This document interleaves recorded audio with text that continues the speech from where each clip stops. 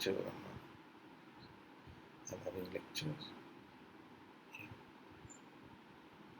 I'm okay. Why?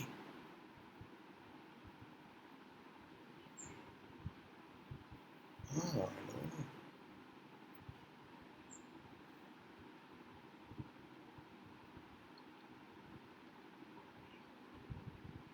No, I'm okay. I'm used to this one.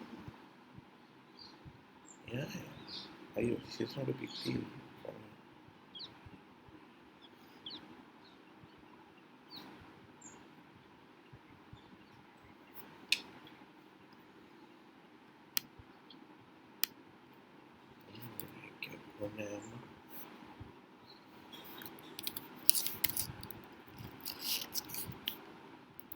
नहीं lecture game. Okay, thanks. Yes, please. मैं इंतजार ही.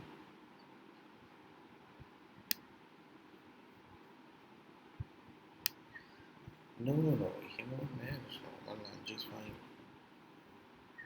Yeah. Okay.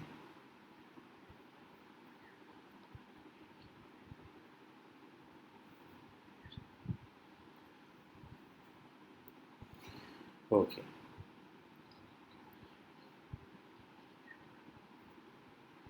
My knee thing is fine now. Yeah. Okay. Okay. Thank you. Bye.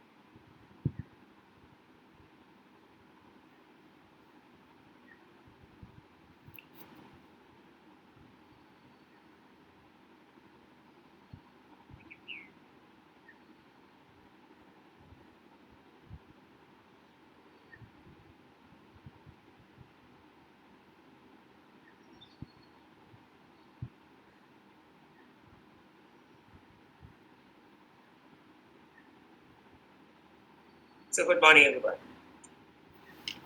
So last week we were speaking about different bond characteristics, right? We spoke about maturity coupon rate, security guarantee subordination the week before, and then last week.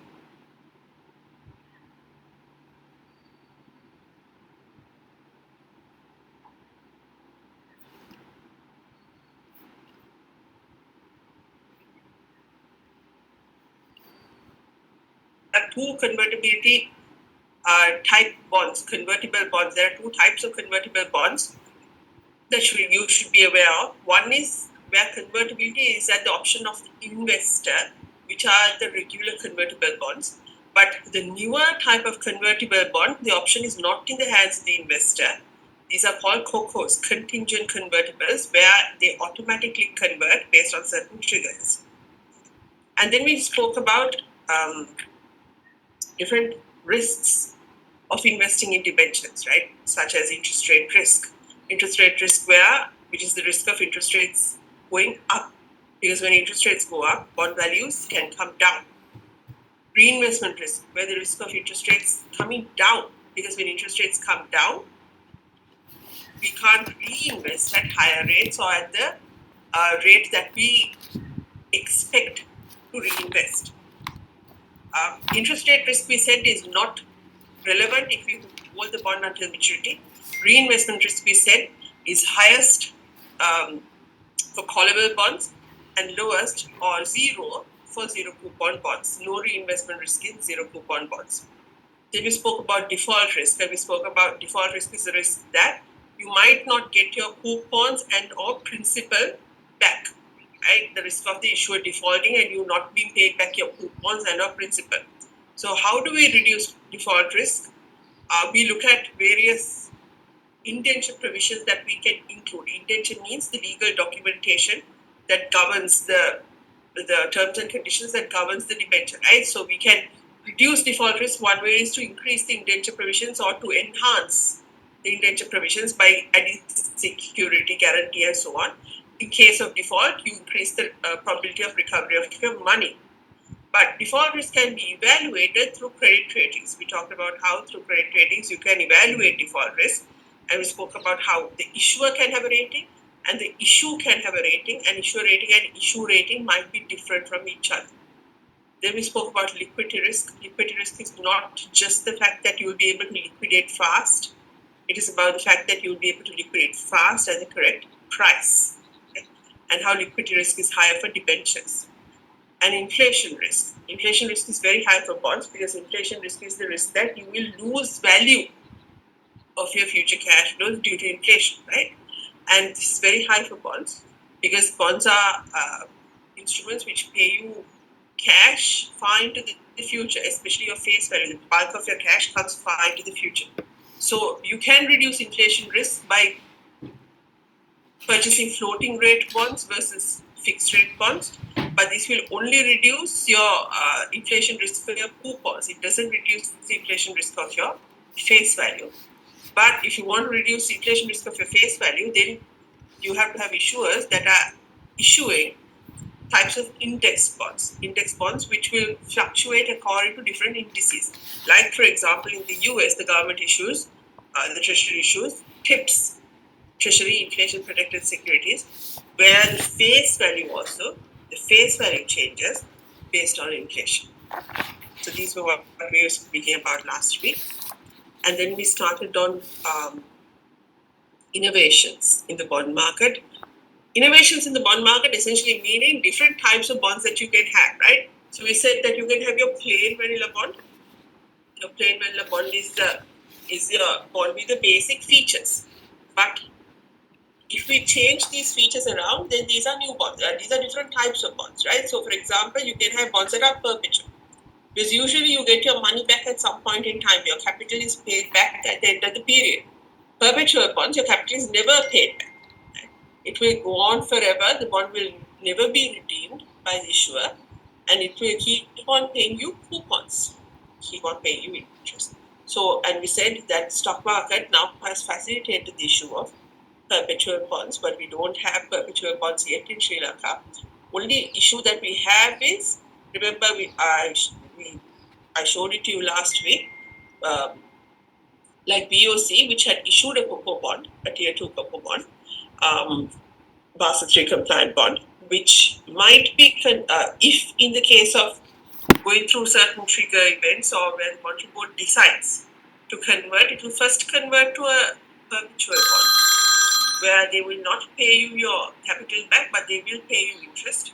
And then that perpetual bond might be converted again in case of a trigger event, in which case your capital will be wiped out.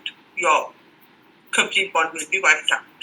Okay, so we don't actually have a listed perpetual bond that is there at the moment. Then we talked about how right now a lot of funds are investing in green bonds and blue bonds, right? Green bonds and blue bonds meaning sustainable bonds that work towards sustainability of the environment, given all the pollution that there is in the environment, to everything that is happening right now globally.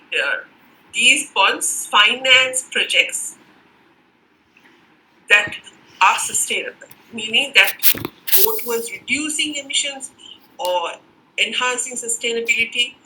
So these are projects which we call green projects or blue projects, right? Green projects for environment sustainability, blue projects for ocean sustainability. So with these green bonds, again, CSE has recently facilitated the issue of green bonds or blue bonds. There's a lot of work that needs to be done, whether through CSE or through global. Any green bond or blue bond you issue, you have to prove that you're actually reducing, for example, that you're actually helping the environment in some way or the other, right? So there has to be metrics that you are able to measure your impact of your project. So because of this, green bonds and blue bonds are a lot of work for the issuer. There's a lot of cost involved because you can issue the bond, but then you have to prove to your investors that these measures have been implemented and these things are being done, and your bond is actually reducing certain emissions or whatever in certain ways, right? Because of this, a lot of countries, not Sri Lanka, but a lot of countries have provided tax incentives for issue of green bonds and blue bonds. This is to incentivize issuers to issue green bonds or blue bonds, because green bonds or blue bonds, like I said, have a lot of underlying cost when they do these bonds. So not every single country, but certain countries have issued tax incentives or have provided tax incentives for the issue of green bonds or blue bonds. And these tax incentives help the issuer reduce their costs. So either the tax incentives are given to the investor or the tax incentives are given to the issuer. Whichever way it works, right? If the tax incentives are given to the investor, then the investor will come and invest with the issuer at lower rates, which reduces the issuer's cost of funding. So, for example, in Sri Lanka, if you remember, in 2013, there were tax incentives that were given for investing in debentures to promote and develop the debenture market. So, from the 2013 budget that came, that was there for about 3 years. And what you saw was initially people didn't really take regard to this tax incentive, but as we went along, what you saw was actually the cost of the issue kind of reduced, because people were taking into account the fact that they had tax incentives, which meant that their after-tax cost or their after-tax return was higher in these issuers. Therefore, they were willing to come and invest with these issuers at lower rates. So for the issuer also, it was a win-win situation because they were issuing, their cost of funds were lower. Right? Similar concept. If you give a tax incentive to the issuer, if you give a tax incentive to the not to the issuer, the investor. If you give a tax incentive to the issuer, then the issuer obviously has lower cost in terms of being able to do these projects, which incentivizes them to take on these projects. Then another type of bond, infrastructure bonds, which kind of, when you want to do projects, right? So a lot of the time when you want to come to the market, you have to be established companies and so on. But these are bonds these are essentially projects that require financing. So these can be done by governments. These can be done by municipalities, right? So projects that require financing, large projects that require financing, like for example, road development. So these types of bonds are mega projects. Large cash infusions are required. So these bonds are probably very big issues and require investors, and there are investors who have the capacity, because you are looking at a big issue, right? And in terms of repayment also, there is risk. Why is the risk? Because you are investing in a project. You're not investing in a company. You're investing in a project. Sharia compliant bonds. Sharia compliant bonds, essentially we said, bonds that adhere to Islamic rules and principles. So these bonds again, CSE has facilitated the issue of Sharia compliant bonds since January of 2024. Incidentally, Sharia compliant bonds, one thing I forgot to say last time, UK was the first Western country to issue a sukuk. Sukuk is the general terminology that we use for Sharia compliant bonds. Sukuk can be used for multiple terminologies, right? So, for example, trust certificates that are Sharia compliant also uses the terminology sukuk. But essentially, this form of financing, the general terminology, uses sukuk. UK was the first country to raise a sovereign sukuk. So the UK government raised money in the form of Sharia compliant bonds in 2014. And then they did a second issue in 2021. And they are in a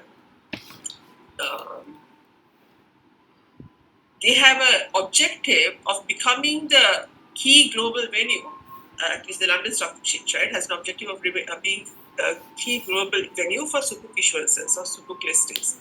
So right now they have about $50 billion worth of sukuk listings that are listed on the stock exchange, and it says here 68 issues. Right?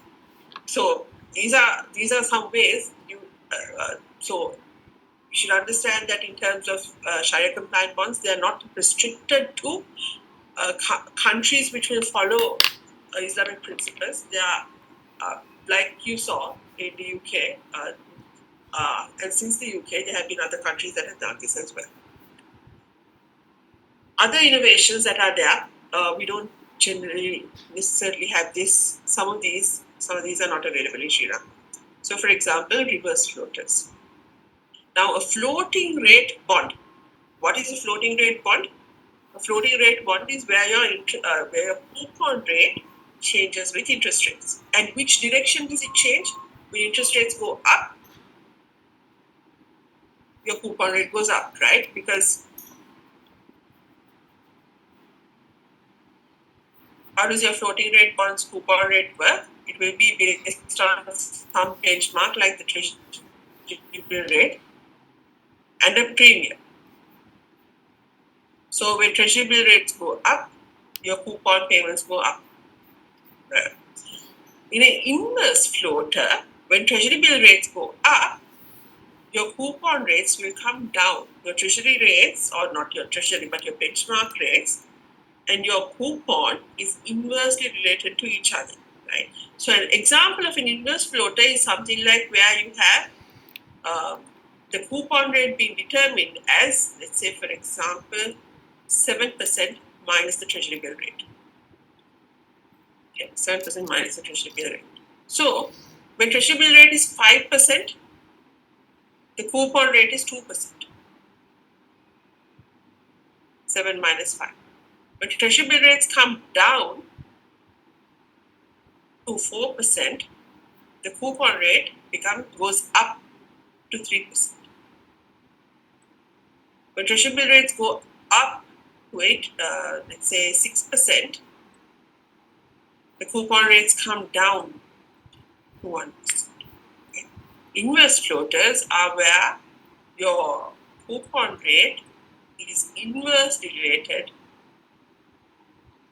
right? Inversely related to market interest rates.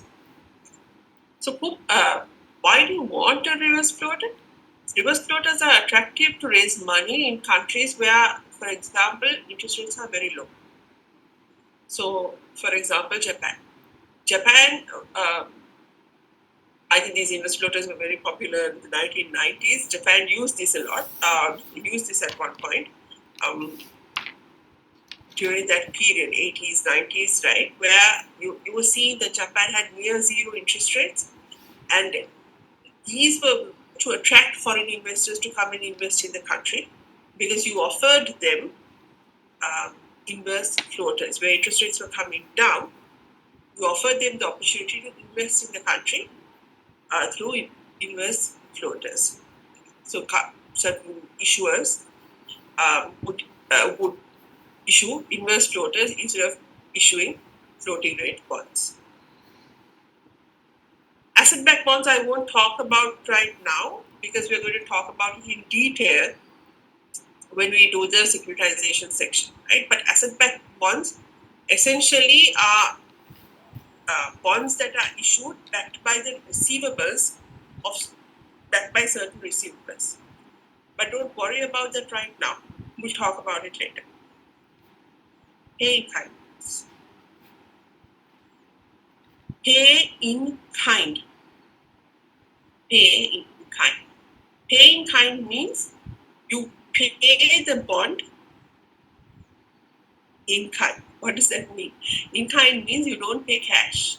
You pay with another bond. So pay in kind bonds, what happens is, usually for companies who don't have a lot of cash, they delay that cash payment by issuing further bonds. When the interest payments come up, when the coupon payments come up, they issue further bonds in lieu of the coupon, so that everything gets paid at the end of the period. You add it on to the final repayment of capital at the end of the period. So issuers can choose to pay interest in cash or with additional bonds. So in a paying kind issue, something that would happen is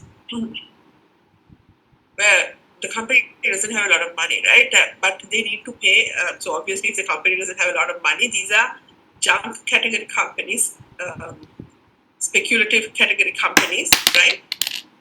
Remember, we spoke about the fact that in your credit ratings, if you are less than BBB minus, that's BB plus and below, these are called speculative grade companies, non-investment grade or speculative grade.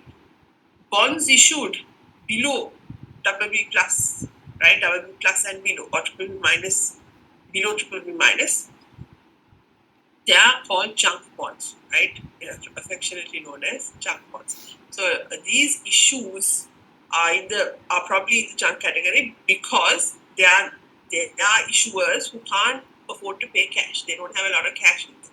So what they can do is they can issue pay in kind, where, for example, they might say, we'll issue a bond that pays you, let's say, for example, 5% of your coupon is cash, and another 6%, so total 11% coupon, but 6% of the payment is a pay in kind bond, a bridge bond. So when the coupon payment date comes, 5% is paid as cash, and equivalent to 6%, another bond is issued. All of these will be paid off at the end of the period.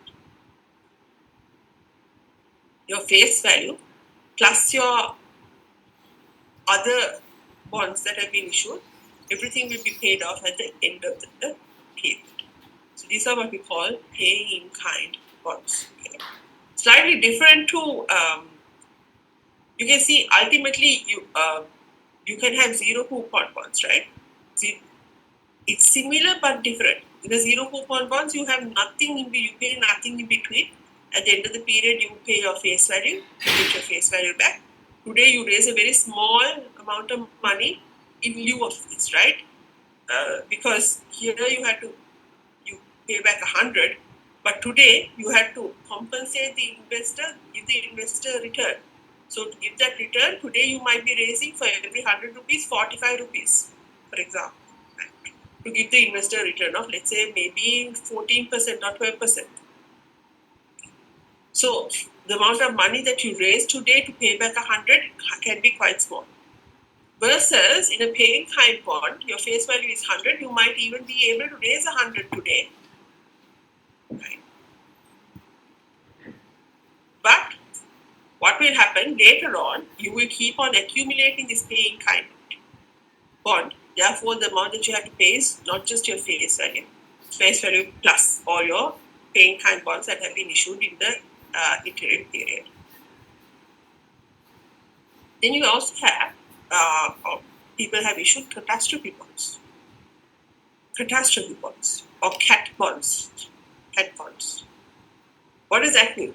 So cat bonds are bonds where you're trying to hedge against an event. It's like insurance, right? So this is, instead of taking insurance against certain events, you come to the capital markets and try to get insurance from the capital markets, from you and me. How do they do that? What they do is they issue bonds that pay you higher than normal interest rate because you're taking on higher risk. Okay?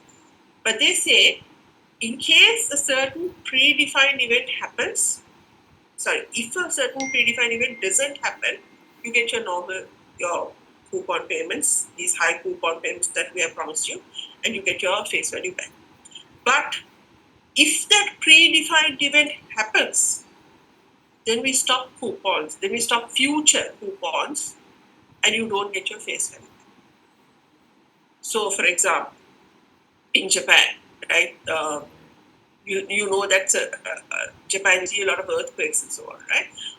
Electrolux, this company, issued a bond, a cat bond, where it said that it will pay investors a certain interest rate and then face value at the end of the period, over a period of time, in case a certain predefined event didn't happen. Okay? And what was the predefined event? It defined an earthquake scenario, right? Where it said, let's say, for example, I'm not sure of the terms exactly, an earthquake above the Richter scale of 5 in this area. Okay, so they define the area, they define the magnitude of the earthquake, right? They define the event. And they say, in case an earthquake of magnitude of 5 or above doesn't happen in the area, in whatever this predefined area, then we will pay you your coupons and we will pay your face value. But if it does happen, then no future coupons and no repayment of face value. Okay. So say, for example, an earthquake happened in the third year. And the earthquake fulfilled all these criteria that was there, right? So it was a big earthquake, more than Richter scale 5, and it happened in the area that they had defined and all that. Up to year 3, investors had received all their coupons. From year 3 onwards, investors will receive nothing. Because the assumption is, if this earthquake happened in this area, then the company's operations are impaired. The company will not be able to pay the investors back, and therefore the company is taking a breather from the ability to pay investors back, right? So they say, we're not going to pay. It's kind of like insurance, because you're passing on that risk to the capital markets. Okay. So on the investor side, obviously they know they're taking a risk, so then they would price that risk in. They would look at what are the probabilities of these types of events occurring, and they would say, okay, these are the types of rates that we would want if we're going to invest in a bond like this. Sometimes it might be cheaper than getting insurance, right? I mean, obviously from the issuer side, that's something that they would evaluate. Any questions? Miss, what kind of issuers have issued this kind of bonds? Is it the insurers themselves that issue this? So insurance can issue different cat bonds. It's not that insurers can't. Similarly, like you saw here, this example this was a company itself that was doing the cat bond. So it really depends. But you have to have a set of investors who are willing to take that risk and invest. Okay, thanks. Any other questions? Miss, regarding green bonds and blue bonds, are these issued by government sector or private sector? Private sector. So it's not that it can't be issued by government sector, but generally green bonds, blue bonds, these are private sector projects that we would look at. So I'll give you a couple of examples, right? So we don't have any examples in Sri Lanka. Nothing has happened yet, but there are a few companies who are working towards issuing green bonds or maybe even blue bonds in Sri Lanka. But you can have green bonds or blue bonds which you issue to say, we are going to reduce carbon emissions in our factories. Okay. And they will have targets, right? So, for example, I think I told you this last week, in your exam paper last year, there was a question that's the actual green bond that was issued. So it was a oil production company, right? It was an oil company. Oil companies can issue green bonds. Now you would think, okay, oil production companies can't issue green bonds because they are kind of the companies that are typical examples of polluting the environment, right? No, they can issue green bonds. How do they issue green bonds? They promise to reduce certain pollutants, or they have certain targets in terms of reducing certain pollutants that are extracted to the environment, right? So in that example or in that paper, the example was that you had a company that had, let's say, they issued a bond saying we'll pay you a certain interest rate, and this is a green bond, and we have these sustainability targets. But after 2000, so the targets, they are saying by 2025 we'll do this, and by 2027 we'll do this. And what they're saying is, if we don't achieve these targets, our interest rates will jump to normal rates. So that's one example of like a green bond. Let me try and show you that.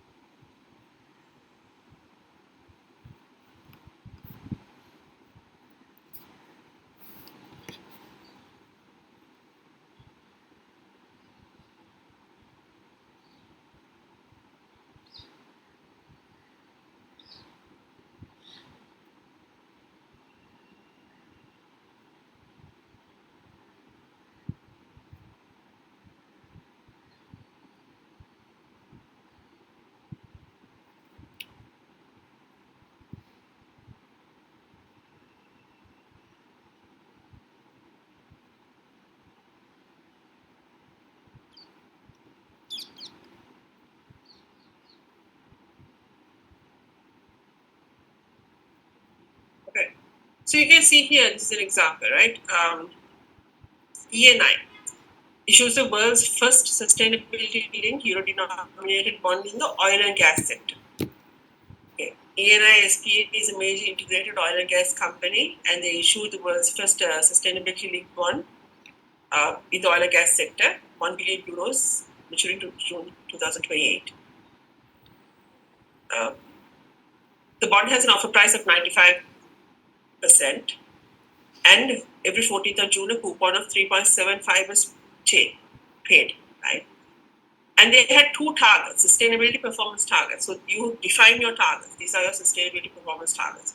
To increase renewable energy installed capacity to 5 gigawatts by end of 2025 versus they had 0.3 gigawatts at the time of the issue, right? So in 2020, they issued in 2021, and they have 0.3 gigawatts. So to increase it to 5 gigawatts and to lower the net greenhouse gas emissions of upstream activities by 50% to 7.4 million tons by end of 2024.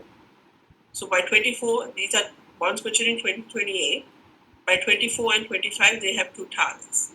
ENI failing to reach one or both of these sustainability performance targets will cause the coupon rate to increase by 2.5%. So from 3.75, the coupon rate will go to 6.25%. Right. So this is an example of a sustainability linked bond.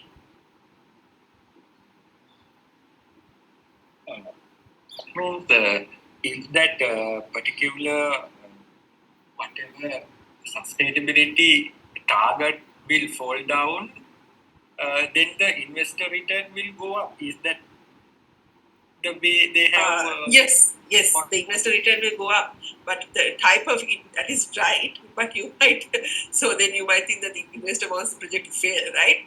But Yeah. I mean, the type of investors that are investing in it, you can have different types of investors, but a lot of the types of investors that you're trying to attract are people who are giving money to projects towards sustainability, right? Yeah. And there are investors who probably have other tax incentives to compensate for the fact that you're not giving them higher returns, but they have tax incentive for investing in these green bonds. Sure. Can Sri Lankan institutes go and invest in these bonds? I mean, it's about the fact that how you can take your money out of the country, right? So there are now certain amounts of money that are being allowed, very small amounts of money that have been approved to be taken out of the country. But I'm not sure still whether it's for investment purposes. I'm not positive yet on that. Those days, there used to be a certain amount of money that you could take out of the country for investment purposes. In Sure. such case, you can. Yeah. Okay. Thank you. So we spoke about index bonds, right? Index bonds are essentially making payments according to some general price index. And index bonds were ways that you would try to protect yourself against inflation. Because the index, for example, Mexico's bond in this example says that there's a 20-year bond linked to the price of oil. And oil is a major component or a major factor that drives inflation, right? So that's one of the commodities in your inflation basket, and maybe in Mexico, depending on how their inflation basket is comprised of. So like this, you can have bonds indexed to inflation baskets, the CCPI, for example.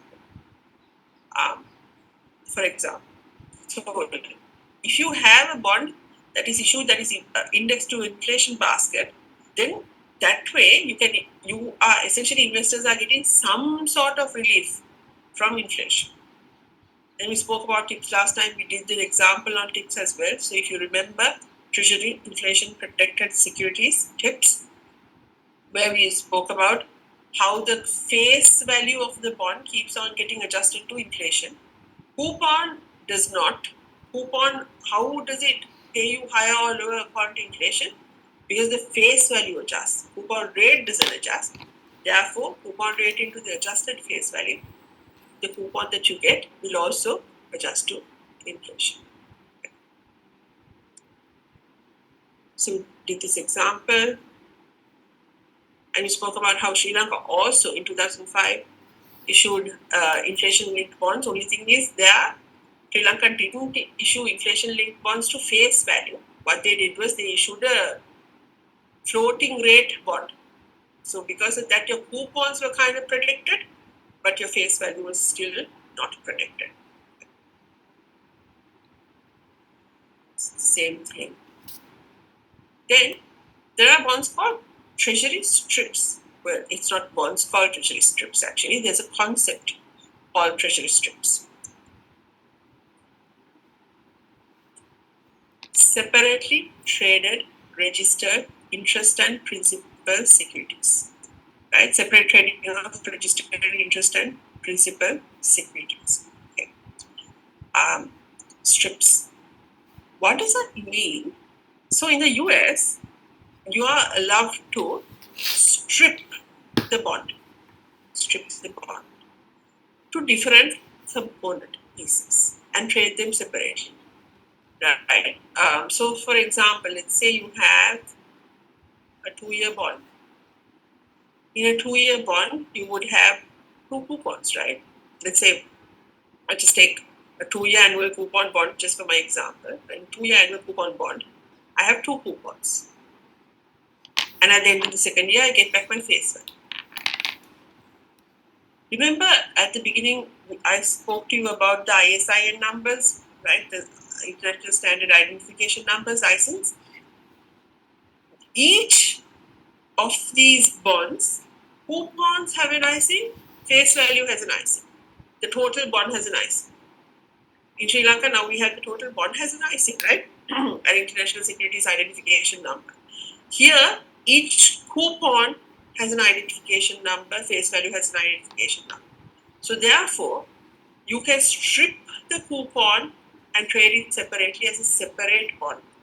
This is a 1-year zero coupon bond. Face value is equal to the coupon that you're going to get. This is a 2-year zero coupon bond. Face value is equal to the coupon that you're going to get. And the face value component can be traded separately as well. That's another 2-year zero coupon bond. So you have this one bond that is now traded in 3 different pieces. The interest only piece, which we call the IO piece, right? Interest only. And this is the PO piece, principal only. Principal only. The IO piece and the PO piece. Interest only, principal only. So, what is the advantage? Why do it? Actually, like I told you, if you remember, insurance companies, for example, prefer zero coupons to manage their asset liability for actuarial valuations and all that. They would love to have bonds that are zero coupons. So there are certain sets of individuals like this for their asset liability management that prefer zero coupon bonds, but zero coupon bonds are not available in the market, right? So allowing these bonds to be stripped, these treasuries to be stripped, enables insurance companies to buy the zero pieces that they want, zero coupon pieces that they want. So you can have the same bond being traded. Now the bond has been decomposed into its part and trading separate. So in a, let's say a 10 billion, I'm just putting numbers here, 10 billion issue, maybe about 1 billion of that might have been decomposed and the decomposed pieces are trading separate. I'm just putting numbers, right? So you have the original bond that is trading in the market and you can have these decomposed pieces trading in the market as well. Let's say, for example, the original bond is worth 95 rupees or $95 in the market. And let's say the original bond is trading at $95 and let's say each of these pieces separately are trading at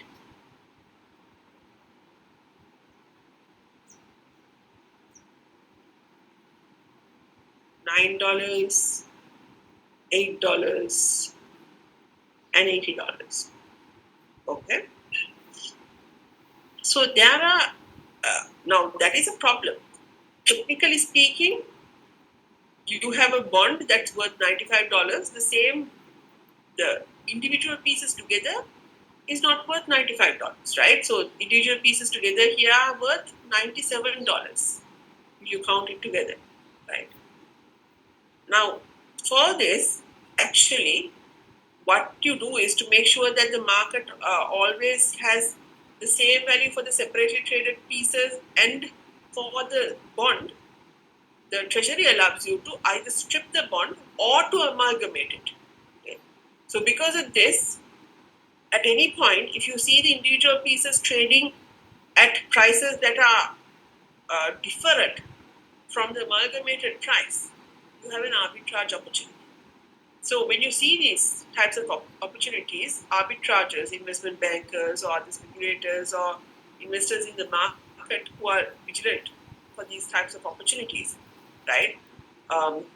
What they can do is, so in my example, this bond is worth $95, and these three individual components of the same bond together is worth $97, right?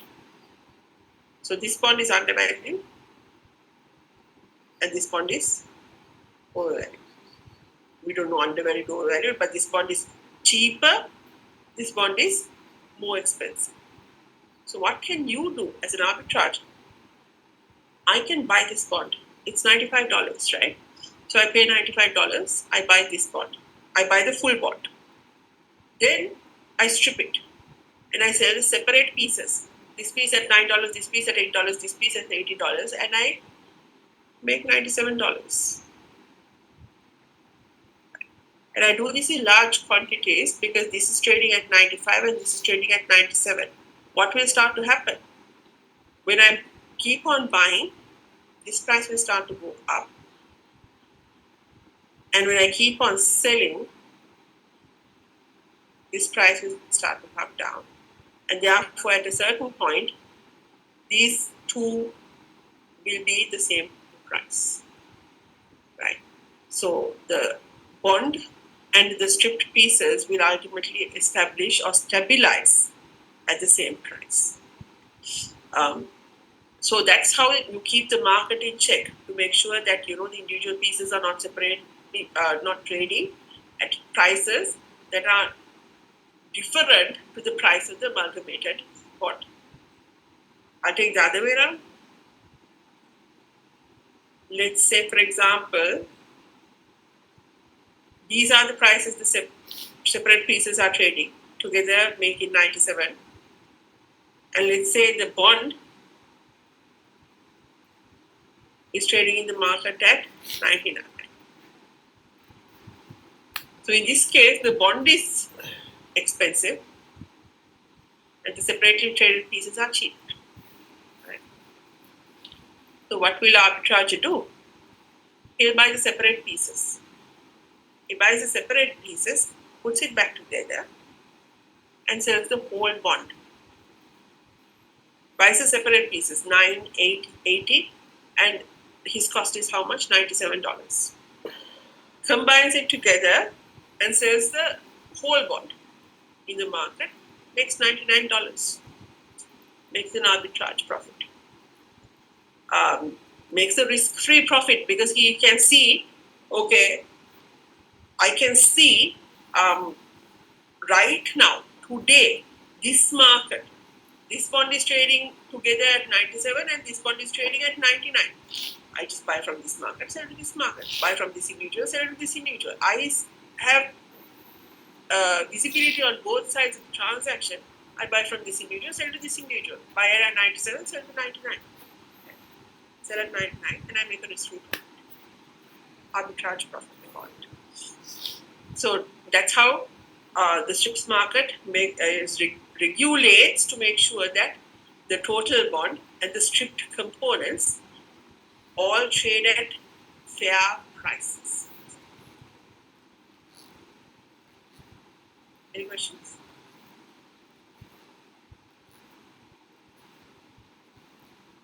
So those are some.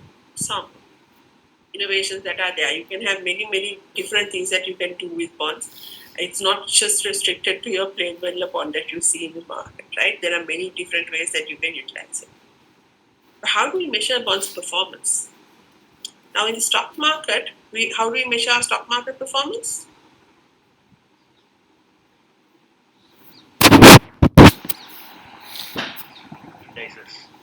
Indices, yes. Like for example, in Sri Lanka, we have the SPI, we have the S&P 20. Abroad, for example, you can have the S&P 500, you can have the FTSE, the Financial Times Stock Exchange, the FTSE 100, like this ASX, right, the Australian Stock Exchange. So you can have different indices that are there. Each of these, what is an index? An index is a composite value, an amalgamated value of the total prices or market value or whatever of the basket of securities that we are evaluating. And the change in price or market value or whatever, depending on the type of index, is what we say the performance of that index. The performance of that index. So for bonds also there are indices, not as popular as stock market indices, because bonds obviously the types of investors. You don't have a lot of retail investors participating in these markets as well. So we don't see it, we don't hear of it as much in media and so on. Okay, so in the US, for example, you have, these are some examples, the Barclays Capital Aggregate Bond Index, the JP Morgan Emerging Markets Index. So for different types of bonds, you can have different indices. And this is another thing, another problem with having a bond index, because you can't have a combined bond index for everything. Not like stocks. In stocks, I can combine everything together and call it the ASPI. That's all 290 companies in my stock market, right? I can look at the mid-range companies, the middle set of companies, and call it something else, the Milanka Price Index those days, for example. In the US, they had the smallest 2,000 companies on the lower category and call it the Russell 2000. Right, but it's from the entire stock market that you're taking the S&P 500, the top 500 companies, and so on. But with bonds, right, 5-year bonds behave differently, 3-year bonds behave differently. I don't want a bond index that tells me the overall performance of how all the bonds in the market did. It doesn't make sense to me. Am I evaluating a 1-month performance or a 3-month performance or a 1-year performance, 5-year performance, 10-year performance? These are problems. Am I evaluating corporate debt market or government securities market? Emerging markets.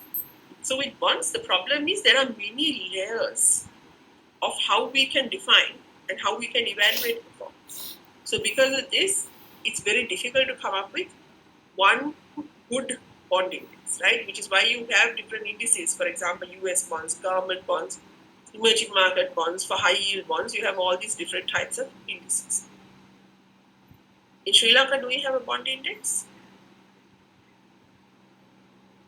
So in Sri Lanka, we don't have, we do have a bond index that is a privately sponsored bond index, okay, that is available for everybody, but a privately sponsored bond index. And from time to time, we've had different parties privately sponsor bond indices in Sri Lanka, but we don't have a government, for example, sponsored bond index or a regulator sponsored bond index. So why I say this is, for example, it's not the regulator, but the stock exchange sponsors the ASPI and the S&P 20. They are the ones who maintain it, manage it, and sometimes they get somebody else to create the index and they manage it, or sometimes they get somebody else to do the index and they sponsor it. But the stock exchange indices that we see mostly are sponsored indices or maintained by this Colombo Stock Exchange, not by a private entity. In Sri Lanka, all the indices, from time to time, we've had different parties who have sponsored indices.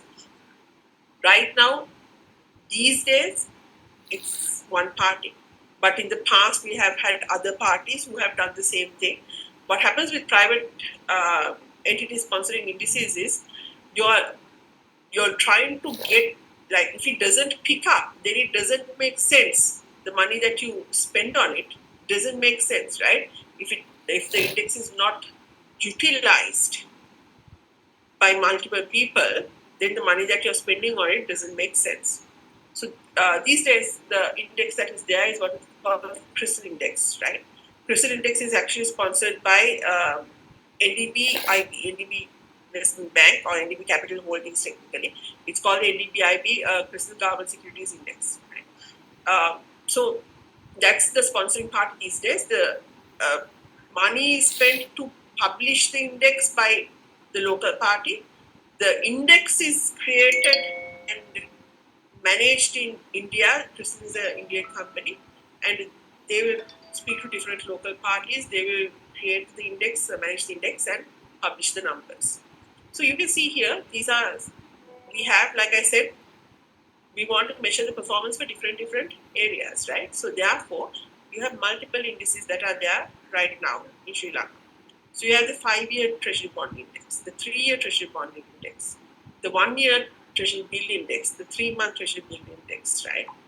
The overnight repo index, 1-week repo index, 1-month repo index, and all of these indices in dollar terms as well, the dollar indices. So these are for the same performance but converted to dollars to see how for a foreign investor how our markets have performed. Now, what do you mean by a 5-year Treasury Bond Index? Essentially, what we're trying to see is how the 5-year bonds performed. In the 5-year Treasury Bond Index, it should give us an idea of how the 5-year bond performed. So, just like the SPI, you would have these indices who would have a certain base year, and from that base year, you would look at, okay, how has the performance been of these bonds? And it gets rebased, right? Right now, from a base year of 100, the performance of these bonds is 5,009. So every day, these numbers are published in different papers. For example, 1-day index return is there. You have the 3-month return, 6-month return, and the Crystal website. 1-year return. So you can see that the 5-year bonds have given a 79% return over the last 1 year. February 21st to February 21st last year, 79% return. On an annualized basis, 2-year return is 20%. If you look at the 3-year bonds have given a 70% return over the last year. The 1-year bill has given a 33% return over the last year, while the 3-month has given a 25% return over the last year. Okay. Overnight repo returns, 30%, 1-week repo returns, 17%. Like this, you kind of get an idea of how your performance. So this is a way, why do we have indices? One is to see the direction of movement. So for example, if we say share market is going up, share market is going down, how are we saying that? We're looking at the movement of the index. So you can see here, bond prices are going down right now in this February. At that time, bond prices, the 1-day return was negative. Okay. But the bill prices were moving up. Returns were positive. Also, it helps me compare, right? So, for example, last year, a lot of people say, we did this much return, we did this much return, okay, bonds gave you really good returns, bonds gave you this much return. I don't have a mechanism to compare, is that a good return or a bad return? Somebody says we gave a 30% return on our bonds, is that good or bad? An index helps you in that comparison, because here you can see, okay, the 5-year bonds have given like a 79% return. If somebody is saying they gave a 30% return, probably not enough, because from the 5-year bonds, you could have made like a 79% return. Okay. So that's the benchmark. The benchmark kind of helps you understand how your returns could have been. That's why you have benchmarks. That's why you have indices to measure performance. So these are, you can read it on your own how these indices are constructed. So for example, in the 3-year or the 5-year index, from 2000, base year is 2009. Base year is 2009 versus in the bill indices, base year is 1996. This is how the data is available. And these bond indices get rebalanced monthly, meaning they look at the securities. When you call the 5-year index, they look at the securities maturing between 4 years and 6 years, and this basket changes every month. So they look at whether new securities need to be added or whether new securities need to go out of the basket on a monthly basis. They look at what are the most liquid securities that are trading between 4 years and 6 years, with an average maturity of 5 years. Okay. And they'll pick and choose the most liquid securities, and then that is what they'll use to measure the performance of the 5-year bonds, for example. Any questions here?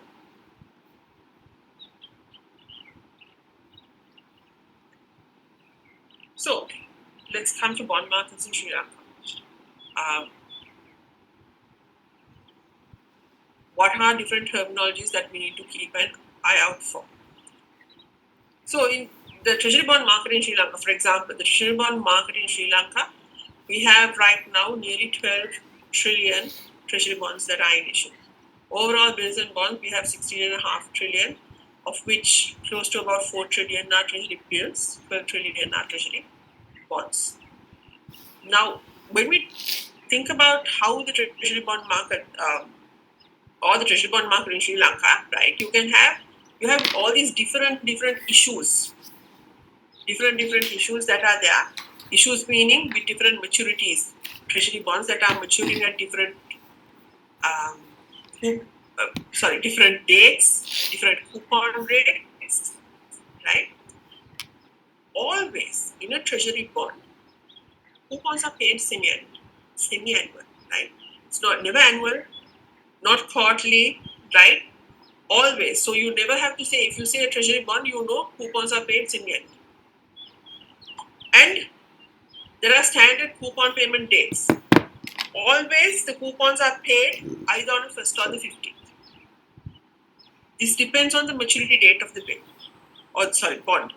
If the maturity date of the bond is falling on a 1st, then the coupon is paid on a 1st. If the maturity date is falling on a 15th, then the coupon is paid on a 15th. Right? So you always check the maturity date of the bond, and you can figure out what is the coupon payment date. Okay. So the bond doesn't pay coupons like when you say semi-annual coupons, it doesn't pay coupons every 182 days and then the next 182 days. No. It will always pay coupons every 6 months. If the maturity is on the 1st, it will pay coupons on the 1st. If the maturity is on the 15th, it will pay coupons on the 15th. And the coupon amount, so if you take a year, if you take a 1 year period, you know that there are 365 days in a 1 year period, right? If you include years at the moment. One coupon to the next coupon, there are days. That means from the next coupon to the other coupon, there are 183 days. Right? If this is 184, you know that this is 181. So you can have, your coupon periods will always be different, odd periods. But the amount of coupon that you get to your hands is always your face value into your coupon rate divided by 2.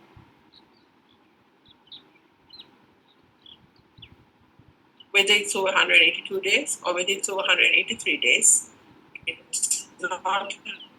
we don't look at the day count in paying your coupons for government bonds. Your coupon is always face value, coupon rate divided by 2.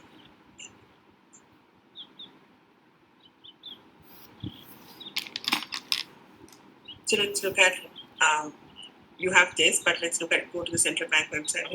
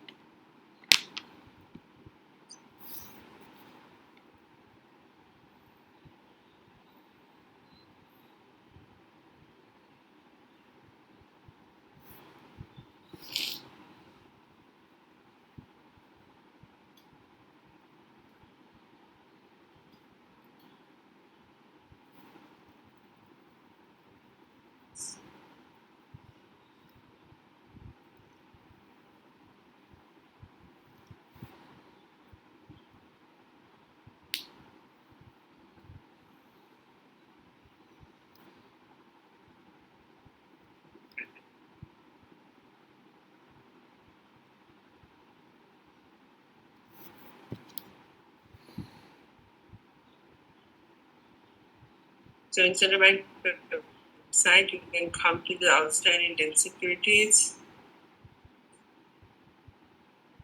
Internet connections.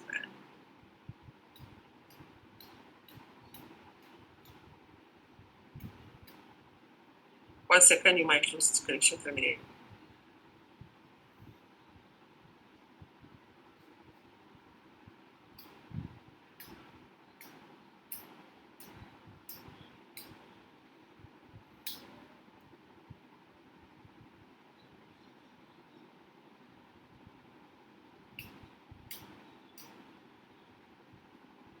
Okay.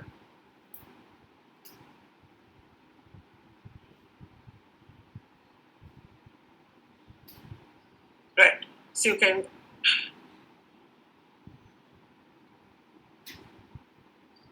come to the outstanding stock of treasury bonds.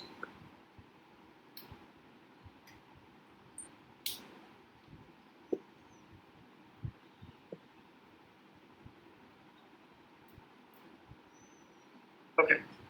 So you can see here, for example, right? Treasury bond series available for investors on in March, by March, right?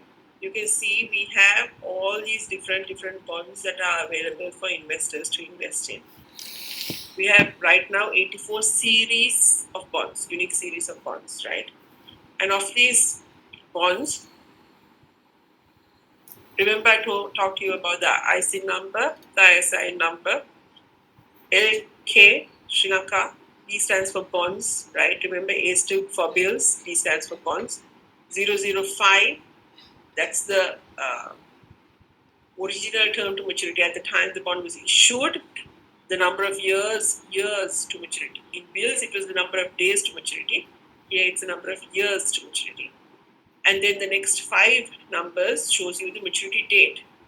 15th of March 2024. This is 1st of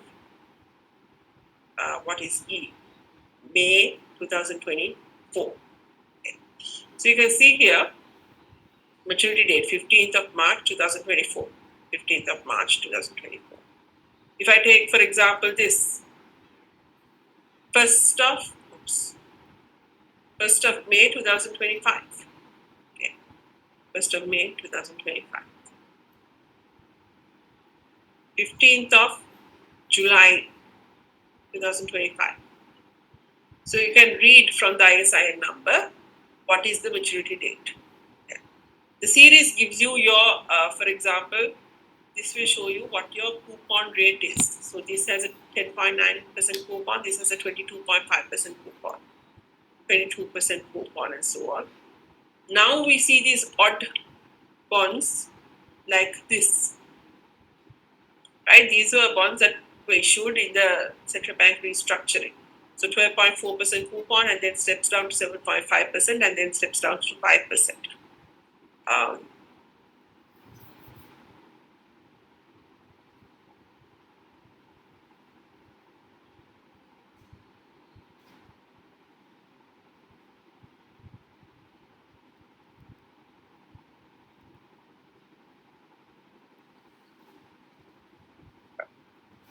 And you can see the outstanding quantity of these bonds, right? How much face value is issued and outstanding of these bonds.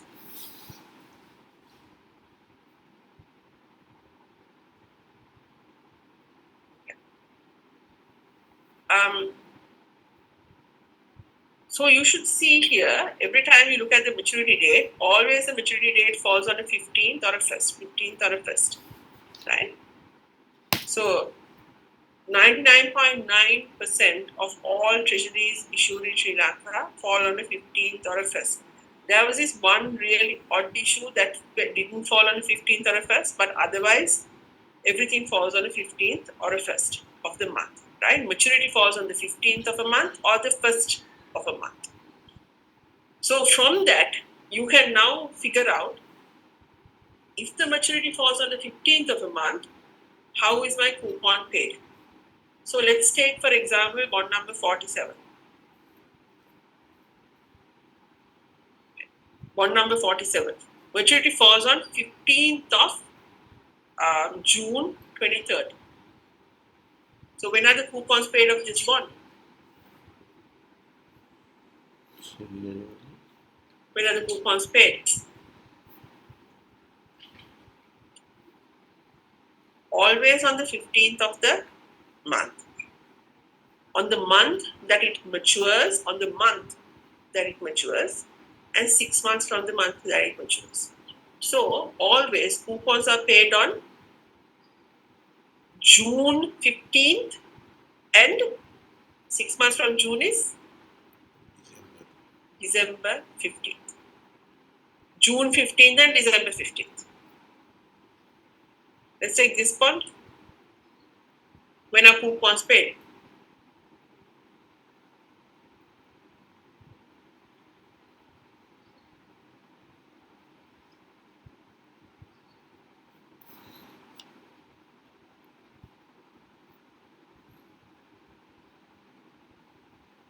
Confusing? Don't understand? Any problems?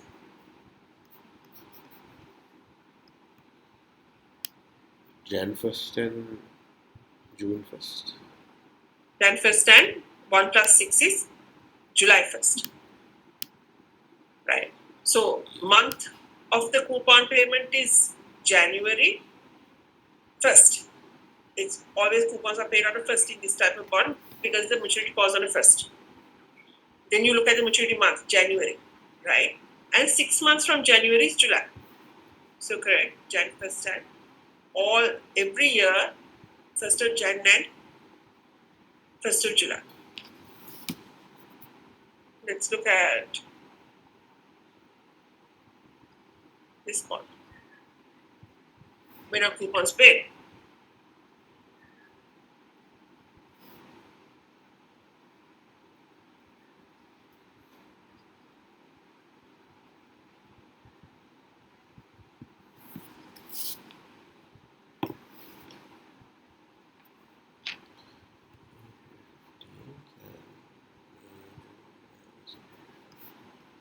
We always look at the maturity. Look at the maturity.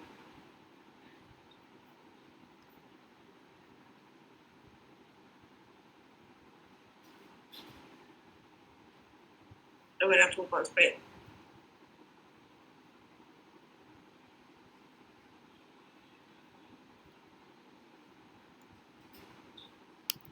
April and October 15th. Yes. So 15th, always on the 15th, right? Always on the 15th of the month of maturity, April, and 6 months from the month of maturity, 4 plus 6, October. Every October 15th and every April 15th, coupons are paid. Last one, somebody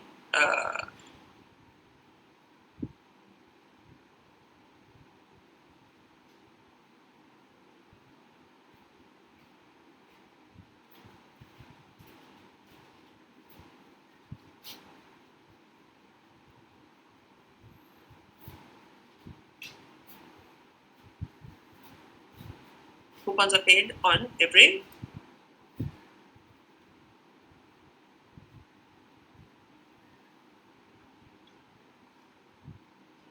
15th of March and 15th of September. Yes, 15th of March and 15th of September.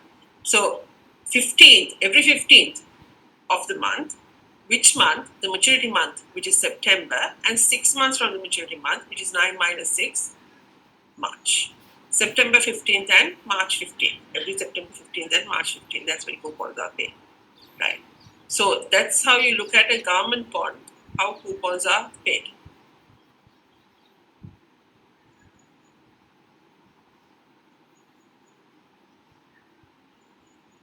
When you come to cooperative, so government bond, remember, always pays coupons, standard coupons, half of the face value into coupon rate, right? Because coupons are paid semi-annually.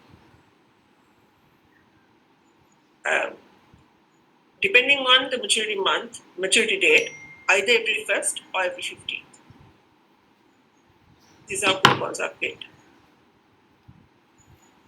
Corporate debt, slightly different. corporate debt debentures that are listed on the Colombo Stock Exchange. Coupons can be paid, so you have to look at the prospectus, right? Coupons can be paid every month, quarter, semi-annual, annual, zero coupon, right? It's up to the company to decide how they're going to pay coupons and offer it to the investors. Most common type of coupons are annual or semi-annual, but it could be any of these combinations, right? So corporate debt depends. It depends. There are no standard coupon amounts. So one of the problems with corporate debt is when you look at the CSE stock exchange valuation of corporate debt, or how the stock exchange does its valuations, does its pricing, it will always take into account equal coupons. If it's monthly, it will look at face value into coupon rate divided by the frequency, right? Frequency, if it's monthly, it will divide it by 12. Frequency, if it's quarterly, it will divide by 4.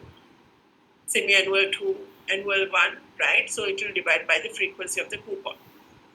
But the problem is, actual payment is made by the company registry, right? Company secretary. And the company secretaries will pay according to the number of days in that coupon payment period. So actual payment in debentures happen according to the number of days. Like, for example, let's say you have a semi-annual coupon debenture, 10% is your coupon rate, face value is 100. Now, since 2017, I believe, with the new CSE rules, all debentures must have a face value of 100, right? Before that, you could have different face values of 1,000 and so on, but now all debentures must have a face value of 100. Let's assume coupon rate is 10%. And let's assume that this coupon period, from the last coupon to the next coupon, had 182 days. That means in a 365-day year, the next coupon period will have 183 days. So the coupon that you get to your hands will be 100 into 10%.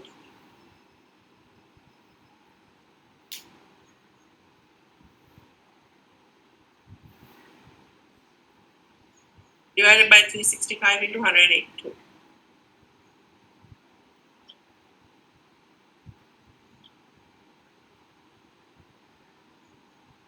And this is 100 into 10% divided by 365 into 183. So here you will get a smaller coupon, here you will get a slightly higher coupon, right? So the coupons change from period to period. It's not a standard coupon because it's calculated exactly to the number of days. Versus in a treasury, it's a standard coupon. Whether 182 days or 183 days, you always get the half year's coupon. Same coupon every single time. The odd thing is the calculations for in the stock exchange in the system, the coupons are taken as standard coupons, equal coupons. But when the actual payment comes, there is a difference. You get the coupon that is relevant for the period. But corporate debt securities market in Sri Lanka is very, very small. I told you government securities are 12 trillion. Corporate debt securities in Sri Lanka are around 260 billion. Tiny, 260 billion, right? Roughly around. Right now, only about 55 unique series of corporate bonds, roughly, outstanding. So you understand, a lot of corporate bonds in the market, a lot of debentures are not outstanding in the market. And this creates problems because for trading, 12 trillion market, there's a lot of government bonds in the market, so enough to trade. Lot of breadth in the market, okay? Lot of depth in the market. Here, few issuers, few bonds, not a lot of depth, not a lot of breadth. So trading, you don't see a lot of liquidity with corporate debt. Okay. So in 2013, I told you, with 2013 budget, there was a lot of tax concessions that were given. Corporate debt was not taxable. Taxes were completely removed. But this was reversed in 2017, and now corporate debt is taxable. But now we have an additional complication, corporate debt is also subject to withholding taxes. And with withholding taxes, the problem is withholding taxes impairs trading. If you're trading between two parties who can claim withholding taxes, no problem. But if you're trading between two parties, one person can't claim withholding taxes, the other person can claim withholding taxes, there's a problem. So withholding taxes are a problem for tradable instruments, whether it's debentures or commercial paper or whatever you talk about. So what was earlier an illiquid market is now more illiquid, with the fact that now with these new tax rules, withholding taxes are also there for debentures. Miss, can you just explain a little more on how that withholding tax impedes trading? Right. So it's like this, right? It depends on if the two parties, if both parties can claim withholding taxes like corporates, then it's not a problem. Okay. But if you're talking about an individual who can't claim withholding tax versus a corporate who can claim withholding tax, imagine the situation.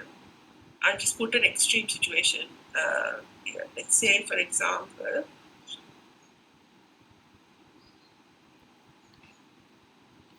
you're supposed to get a 10 rupee coupon, right? And when you get it to your hands, you pay 5%. So 10 rupee coupon is on 100 rupees, 10%, right? And you pay 5% withholding tax. So what would happen on this 10 rupees? You would pay 5% withholding taxes, right? So 50 cents withholding tax. So it doesn't look like much. So to your hands, you get 9.5 rupees. I hope my calculations are correct. Right. To your hands, you get 9.5 rupees.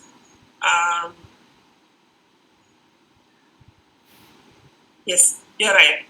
Sorry, that's my mistake. Individuals also can claim withholding taxes. Actually, this is more of a problem when it comes to certain parties that can't claim withholding taxes, like, for example, unit trusts, right?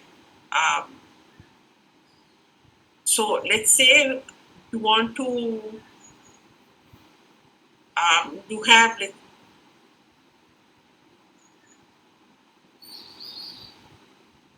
on the last day you do a trade. Okay, one more day to go. One more day, I'm just putting extreme numbers here, right? One more day to go, you do a trade, and you're supposed to get 10 rupees the day after, right? On your coupon. Now you've sold this, you sell it, not a problem, because next day you're supposed to get 9.5 rupees, not 10 rupees. But your stock exchange calculation will calculate it at 10 rupees. The pricing may be calculated based on the fact that you're getting a 10 rupee coupon, not a 9.5 rupee coupon, a 10 rupee coupon, right? But then you can do your own calculations. Even that can be circumvented somewhat. But here, the person who's buying it will compensate you. Let's say there's this concept, I don't know how much you're aware, some people might not be aware, some people will be aware of this concept called accrued interest. Accrued interest compensates you for the period that you held the bond. And this compensation, it will compensate you based on 10 rupees. So 10 rupees into you have held this bond for 364 days. The person who's selling it has held this bond for 364 days. So the buyer will pay you money for 364 days out of 365, right? 364 days out of 365. The buyer will pay you and say, you held it for 364 days. So I'm going to pay you the amount of interest that's owed to you. And the buyer is forced to pay, technically, because that's how the system works, right? Is forced to pay or is required to pay based on the 10 rupee interest that the seller is supposed to get. But the seller is selling to you now before he gets the interest. So the buyer must compensate the seller for the 364 days that he held it. There's only one more day to go for interest. But the next day, the buyer gets, so 10 rupees into 364 divided by 365 will be something like 9.9. How much is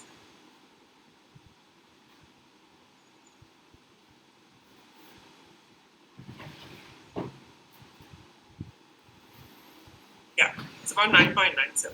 So I the buyer, I'm compensating the seller, and I'm paying him 9.97 rupees.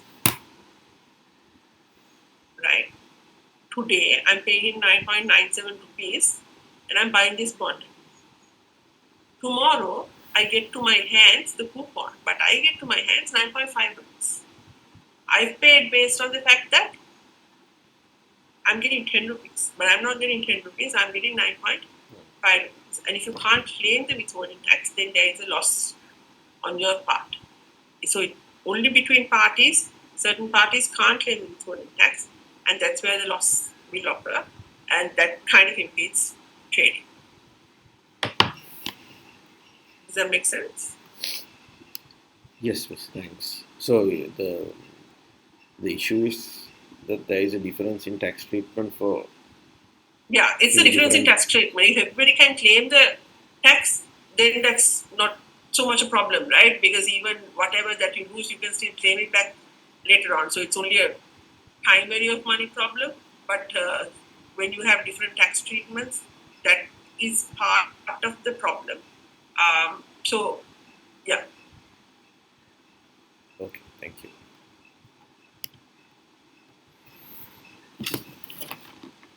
So this is a very because there's not a lot of trading going on, right? I can never capture the screenshot at the time that I wanted to. By the time I remember to capture the screenshot, there's nothing that is available on the screen because not a lot of offers or bids for corporate debt. So this is a very old screenshot, right? Because I have not been able to capture a recent one. So you can see some of these debentures have already matured a long time back, right?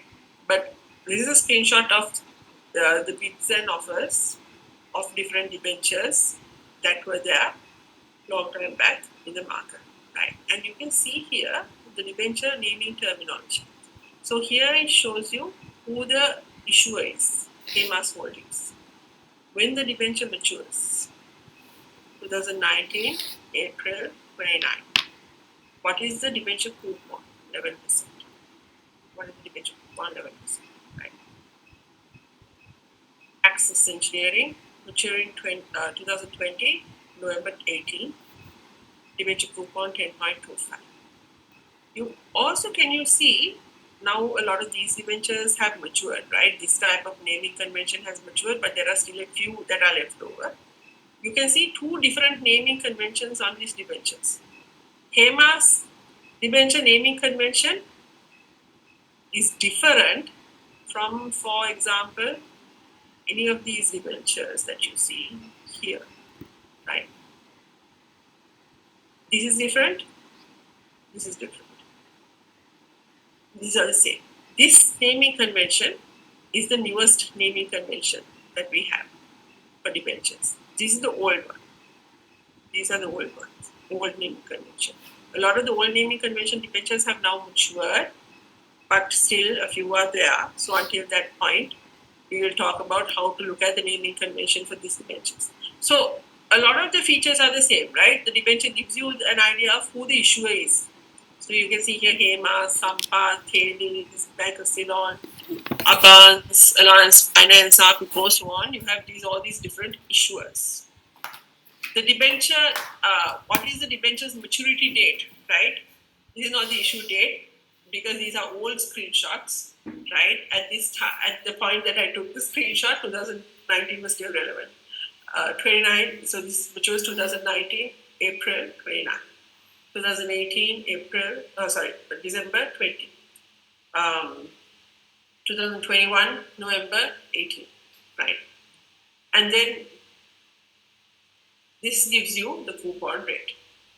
The only difference in the new naming convention is that it also tells you the series number. That's not relevant for us, right? But it tells us, okay, this is the 2325th debenture that has been issued. This is the 2284th debenture that has been issued. So this is Abans maturing on 2018 December 26th, coupon of 8.5%, 2284th debenture that has been issued. So it's just the series number in the new naming convention. right? So the old naming convention, new naming convention, the details you need to know are there. Certain details are not there. For example, looking at any of these, I don't know how often coupons are paid. Monthly, quarterly, semi-annual, annual, I have no idea. Zero, I have an idea. There's a zero coupon on here. Yeah. This, for example, you can see here, Alliance Finance, maturing 2018 September, zero coupon bond. Okay. But otherwise, I don't know how often coupons are being paid. I don't know whether these debentures are guaranteed, callable, puttable, convertible, secured, unsecured, subordinated, the riskiness of the debentures, I don't know. For all of that, I have to read the prospectus. Right? But here, I can get a quick idea of what is the coupon rate, when is the maturity, who is the issue. So this is what we just talked about.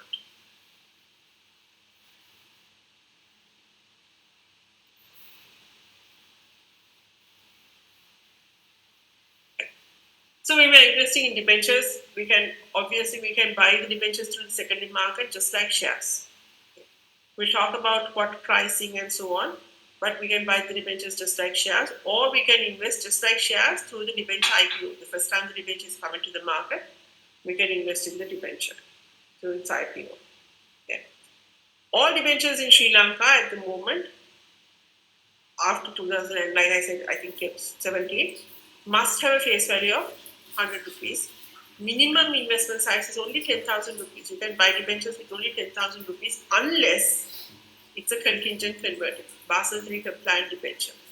If it's a contingent convertible or Basel III compliant debenture, you have to have minimum 5 million. Minimum face value of investment is 5 million rupees. This is because obviously the higher risk.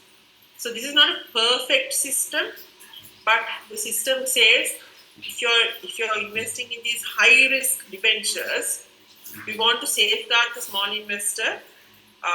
So therefore, we will only allow investors who have the capacity to lose money to invest. This is one way to evaluate. It's not the perfect way to evaluate, you can understand. But what we say is 5 million. It's a random limit that we imposed, and we said 5 million minimum face value must be there to invest. So even in the US, you do have who we call accredited investors, where we say, for example, in the US, it's net assets of 1 million and earnings of 200,000 per year, right? $200,000 per year, or if you're married, $300,000. If you fall within that category, you're an accredited investor.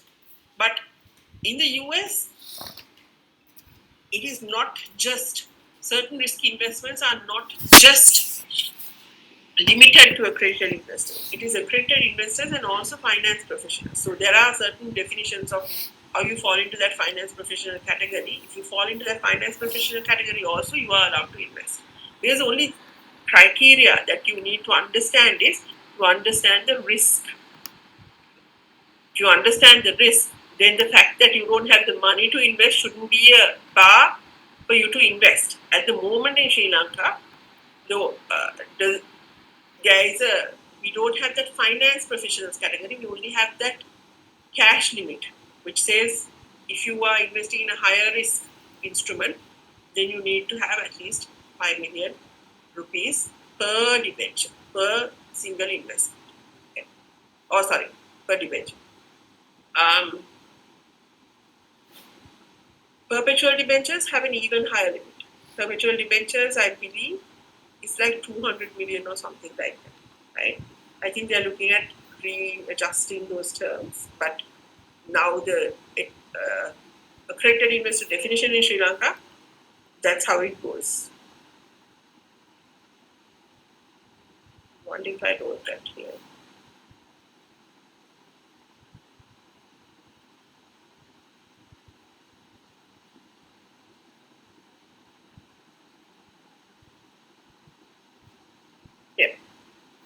qualified investors are, so it's net assets of 200 million, income of 30 million. So your annual income must be greater than, for the last 3 years, must be greater than 30 million.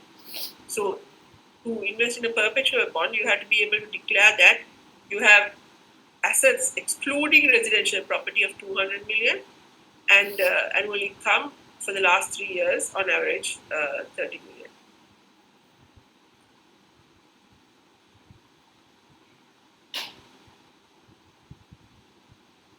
Okay.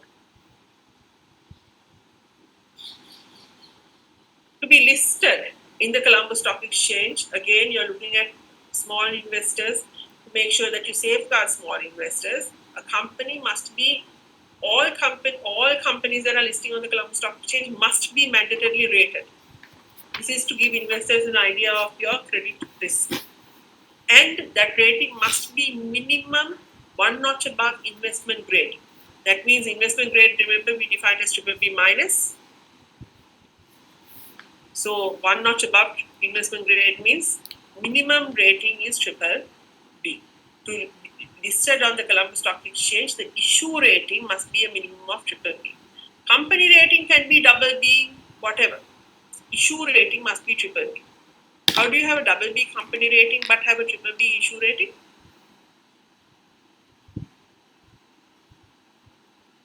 How do you have a BB company rating but have a BBB issue rating? By guaranteeing or securing the issue? Correct.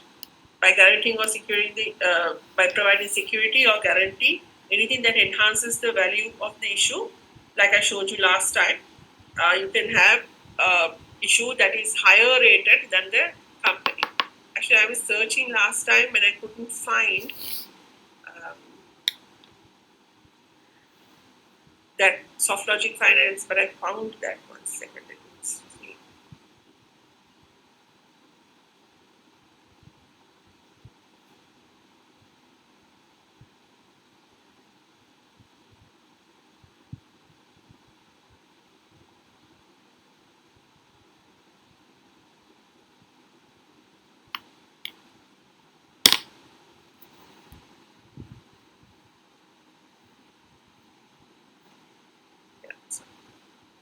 So AAA rated listed debentures of Soft Logic Finance. Yeah.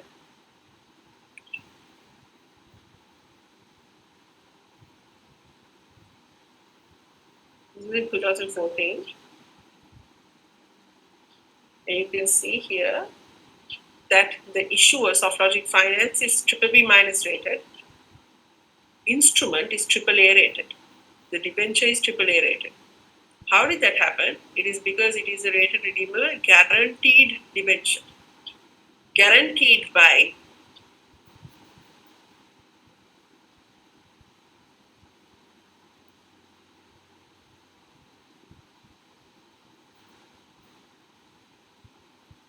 100% of the principal amount of the debentures, that's 1.4 billion, is guaranteed, right?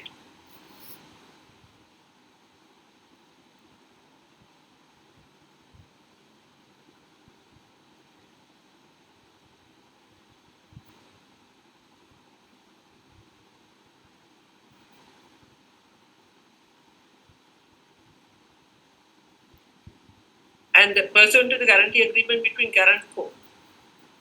Guarantor is actually a company part of this FMODEG, right? So a multilateral agency, very high credit quality multilateral agency, AAA abroad, right?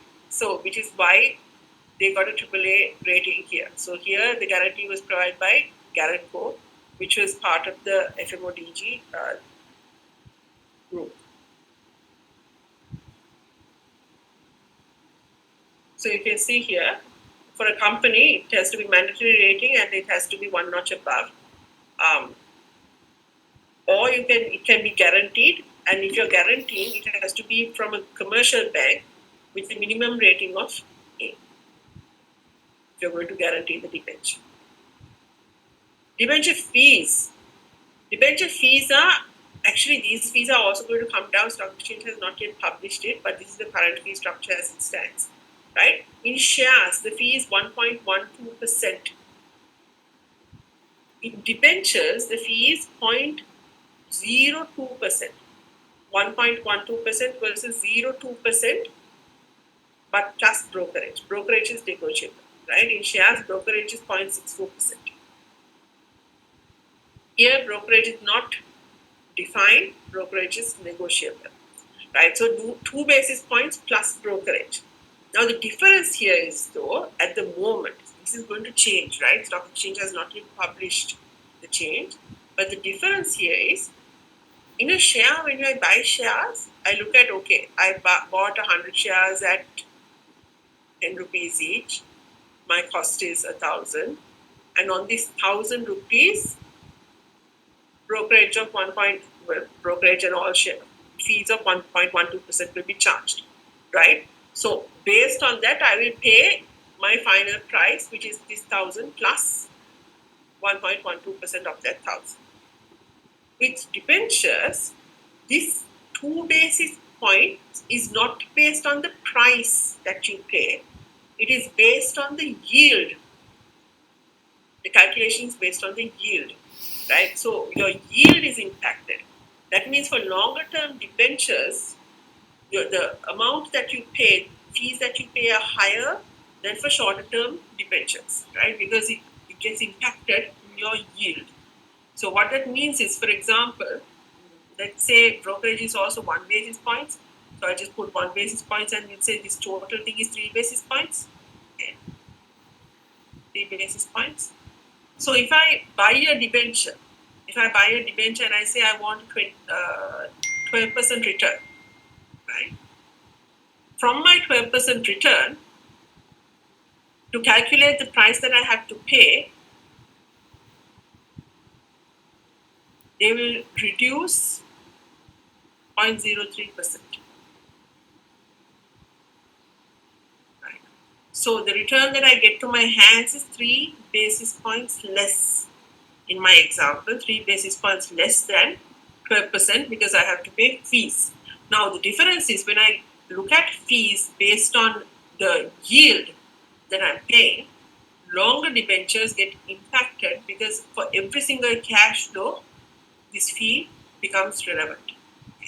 So I will pay higher fees for longer debentures versus lower fees for shorter term debentures. It is not a standard fee that I will pay based on the price. Okay. So that's something that the stock exchange is now adjusting, and they are going to come up with a different way that fees are going to be calculated. And when I trade in debentures, my settlement cycle, how do I pay my cash? I buy a debenture, how do I pay my cash? This system is slightly different, where now actually stocks are also going to come towards it. In shares, you might know that the settlement cycle is T plus 3. T plus 3 means I buy the share today, I pay for it 3 days later. Okay. And those days shares didn't have a DVP RVP system, delivery versus payment. Now, shares and debentures both have a DVP system or DVP RVP, delivery versus payment, receipt versus payment. So the debenture only belongs to you on payment. The delivery of the debenture happens on payment of the debenture. Debenture payment, actually, you can decide, do you want to pay the debenture on thumb basis, that is in 1 day's time, or on spot basis, that is in 2 days' time. Okay. If I want to pay the debenture in 1 day's time, I call it thumb settlement. Thumb, tomorrow, you can think of it like tomorrow, thumb settlement. Right? If I want to pay for the debenture in 2 days' time, we call it spot settlement. Spot settlement. Okay. Thumb settlement or spot settlement. But the debenture only belongs to me from the time I settle my purchase consideration. So if it's a thumb settlement, the debenture belongs to me from tomorrow. If it's spot settlement, the debenture belongs to me, the debenture gets transferred to my account 2 days from today. Same way with shares. Shares also go on DVP RVP settlement, where the shares only get transferred to your account when settlement happens, currently 3 days from today. But in shares now, we are going towards spot settlement. From June or July, they're going to change the settlement cycle to spot. T+2. So we'll talk about this last point when we do our calculations. So next week probably we'll come into accrued interest, but understand with debentures, settlement, not just debentures, this is true for government bonds as well. In government bonds, it's a OTP system. Remember, over the, what am I saying, OTC, right? Sorry about that. OTC system, over the counter. Debentures are listed, they are on the stock exchange. Government securities are OTC, over the counter securities, right? We trade, we call each other and we do our trades. So government securities also settle DVP, RVP, delivery versus payment, either term or spot. So when we do our trade, we say most trades are settled spot. If you want to settle in a different manner, we say, okay, settlement is term. Term means T+1 settlement, right? You can have cash settlement. Cash settlement, in debentures, you have term settlement and spot settlement. In government securities, you can have cash settlement. That is immediate settlement, T+0. We do the trade now and we settle the cash now, T+0.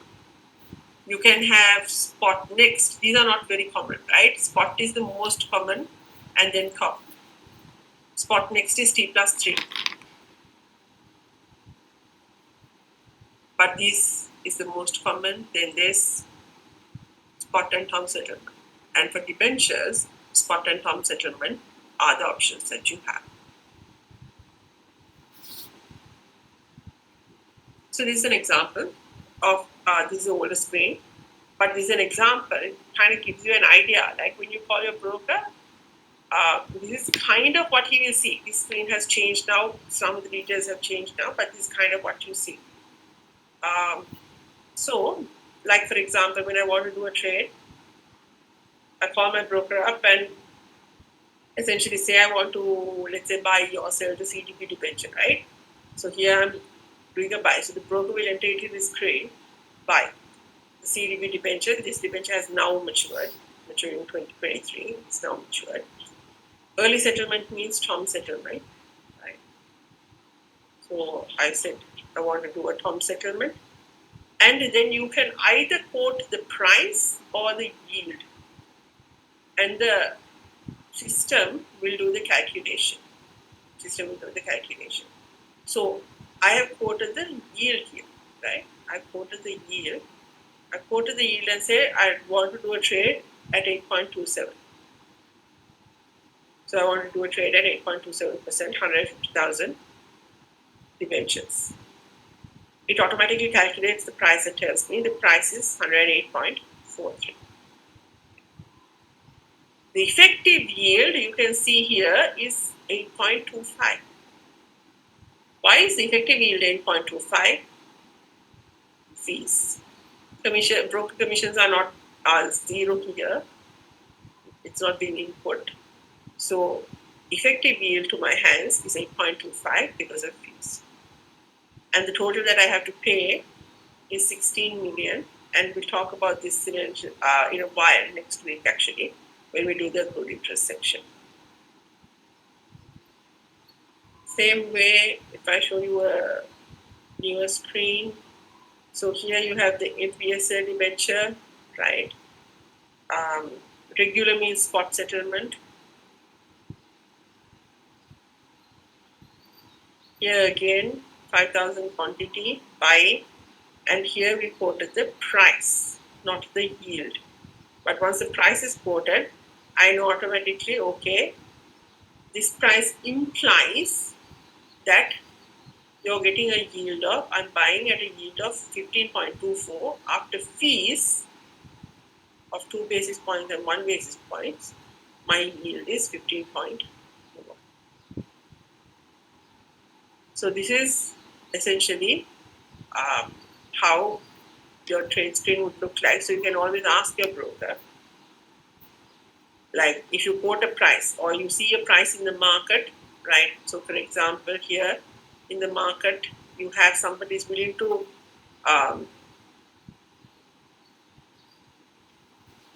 sell to me at 100, right? Buy from me at 91. Sell to me at 100, buy from me at 91. And here you are also entering a quote and you're saying you're willing to trade at 100.4. You're willing to buy at 100.4. And this is your total settlement value. And how this total settlement value comes up, we will do next week. Okay. So that finishes the section. It's 10. Let's come back at 10:15 and we'll start on valuations. Any questions before we start?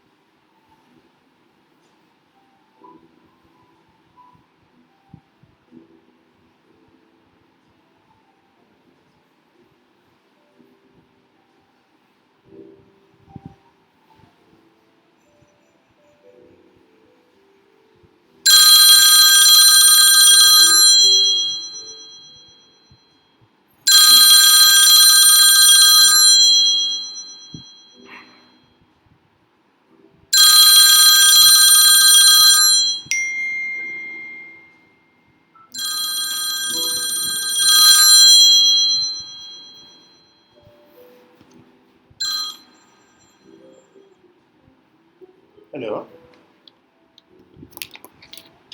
Hello. Yeah, hello. Yeah.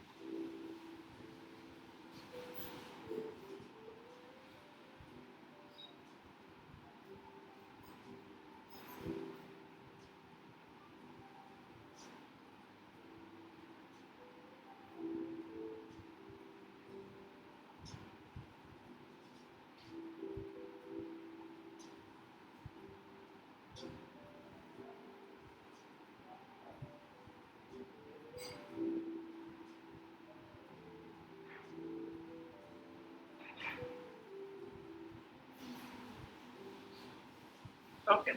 So we come to bond prices and yields. So we're going to do this in 3 sections. Essentially, today we're going to look at bond prices, and probably next week also we're going to do the next part of the bond pricing section.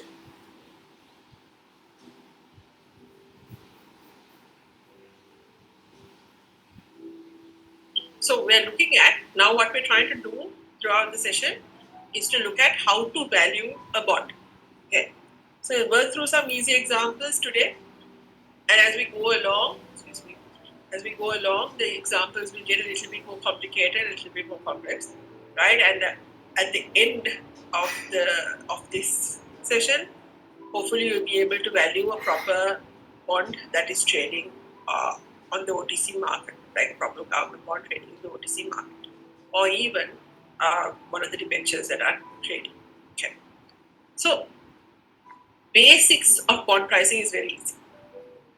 What are we trying to do? We're trying to find the value of the bond today.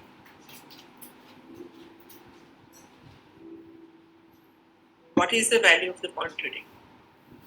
And always, with any instrument, any financial instrument, the price or the value of that instrument at a particular point in time is the present value of its future cash flows. Future cash flows, right? Present value of its future cash flows. So you never use past cash flows, historical cash flows, and bring it forward. We don't do future value calculations. Always we look at what is there in the future and bring it down to today's value. Because the concept is, what is there in the future, the cash flow that I'm earning in the future for the price that I pay today. For the price that I pay today, the cash flow I'm earning in the future must be able to compensate. Right? Must be able to compensate it. So the money I have today is worth more than the money that I will get in the future. Therefore, the money that I get in the future should compensate me for my opportunity cost of wherever I invest. This is the time value of money concept. And the basic equation for this, is this. Future value equals present value 1 plus r to the power n. Right? This equation, if I rearrange, you can see that present value is future value divided by 1 plus r to the power n. So what are we saying?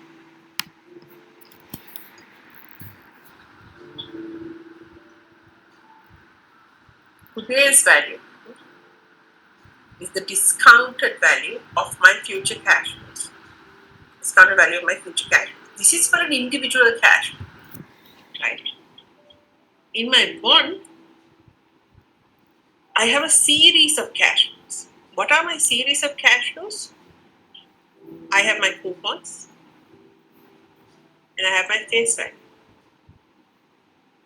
All of these cash flows need to be brought down to today's value. I have to discount each of these cash flows to today's value. Now, whether it's a bond or a derivative or a stock or a commercial paper or a bill, asset-backed securities, it doesn't matter. Any financial instrument, the price that we are willing to pay, the value of that security is equal to the present value of my future cash flows. But with bonds or any fixed income security, the advantageous thing about it is, for most fixed income securities, our future cash flows are low, right? Shares also we value using the same concept. Today's price equals the present value of my future cash flows.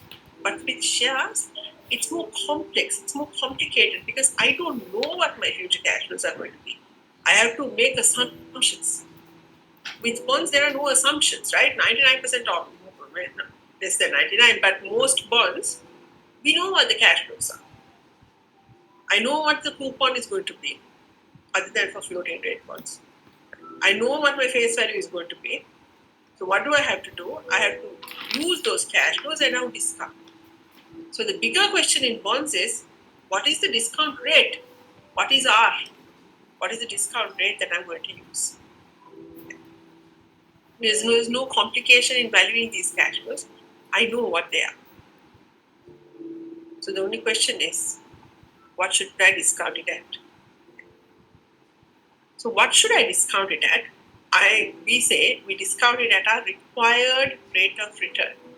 Required rate of return, right? What do I mean by my required rate of return? My required rate of return is the return that I want for the risk that I'm taking. Return that I want for the risk that I'm taking. That means if I take no risk, I get the risk-free rate, right? If I take no risk, then I get a certain rate. That's the risk-free rate. I want at least that. And for the risk that I'm taking, because this bond is not, so the risk-free rate is a short-term rate, but this is a bond. It's a long-term bond. So there is risk due to time. Right? I want a premium for time. I want a premium for the fact that my bond can default. I want a premium for the fact that my bond is subordinated, a COCO, callable, puttable, convertible, guaranteed, right? All of these are called indenture provisions. And I want a premium for liquidity, the fact that this bond might have lower liquidity. These are examples of additional returns that I want. Okay. If I'm investing in a bond, at minimum I want the risk-free rate. The risk-free rate is the short-term rate, and the short-term treasury rate comprises of two things. I want the real risk-free rate, meaning I want to make a real return,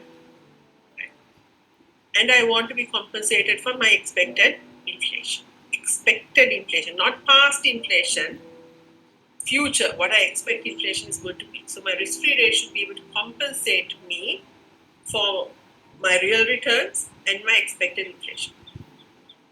Then in addition, I want to be compensated for the fact that this is not a short-term deal.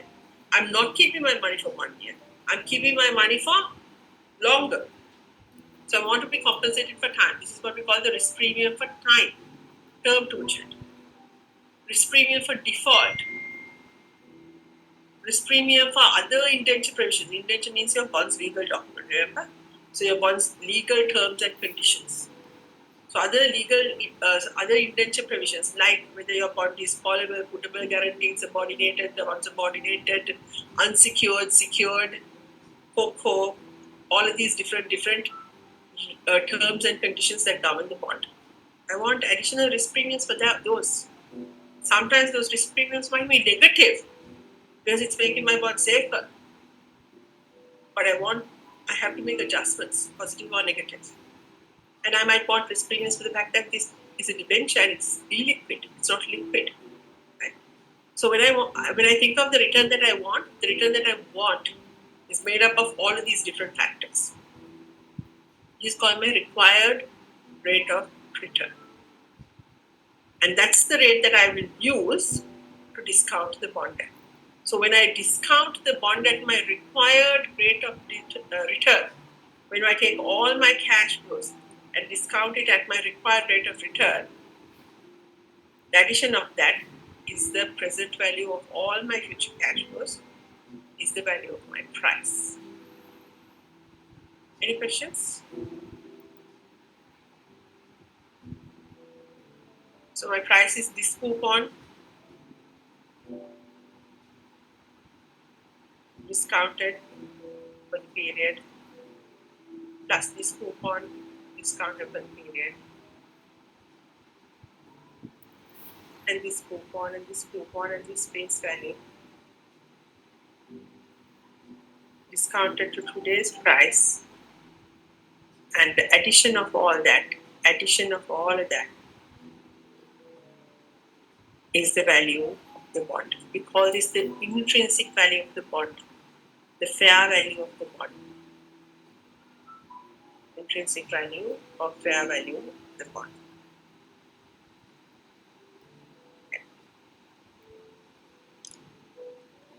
Any questions? Okay, let's try an example. Try example number 1.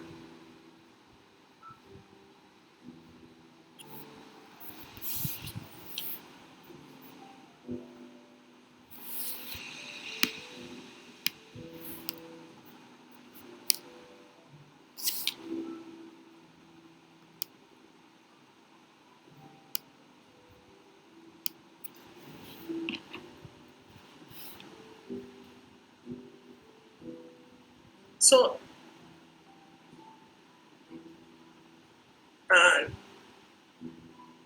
try it, but just for context, spread means the additional return, right? The additional spread is the difference. So it's the additional return. Term means time, additional return for time, that's the term spread. Additional return for default, that's the default spread. Additional return that I want for time, and the additional return that I want for default. Try it, and then we'll discuss it. Let's just think of how we can look at it.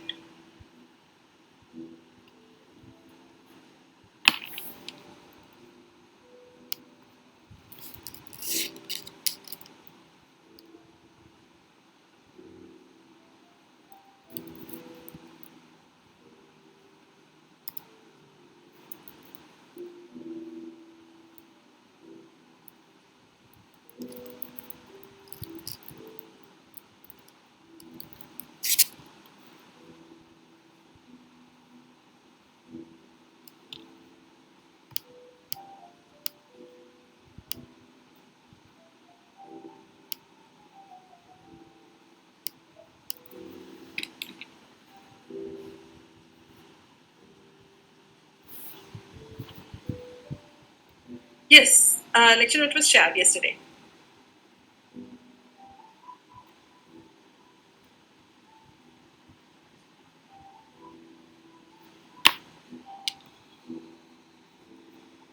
You have not. You all got it yesterday, right? Anybody? Miss, was this on email or? Email, yes. Okay.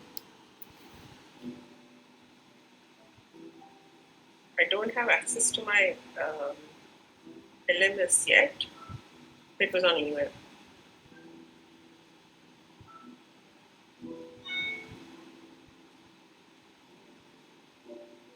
Yeah, put it on chat.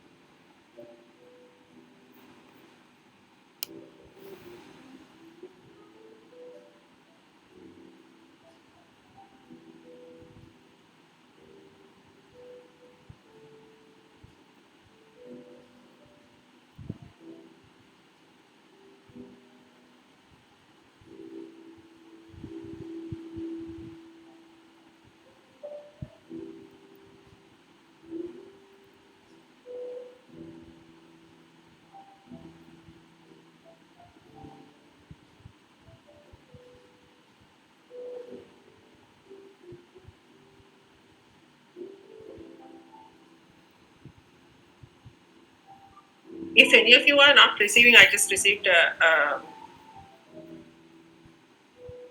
email. If any of you are not receiving, let me know so that I can add your email address. Madam, I usually don't receive because I'm from an earlier batch. I don't think they have sent you the updated list with the people who have joined from earlier batches. And I told them also. Shall I drop my email address? I'll share my email and please just send an email to that, and that way it's easier for me to just add you all to the list straight away. I'll share it. Okay. Right. Okay. Thank you.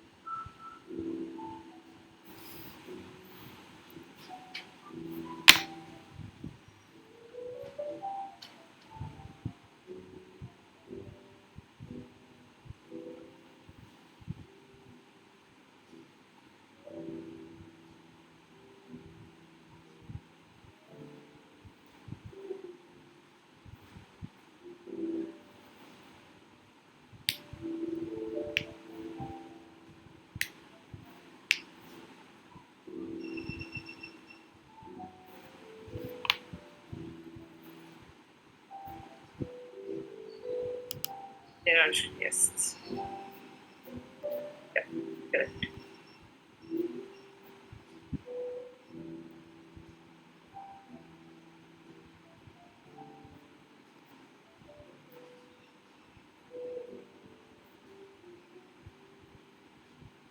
So, term spread and default spread, right?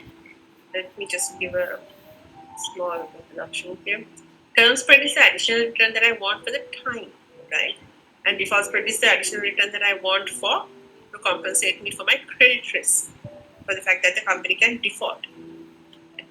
So how do I find that? So to find term spread, what I will do is I will use two bonds with everything else the same except for time.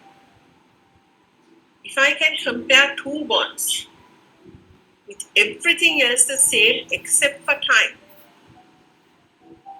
then the difference is the term spread.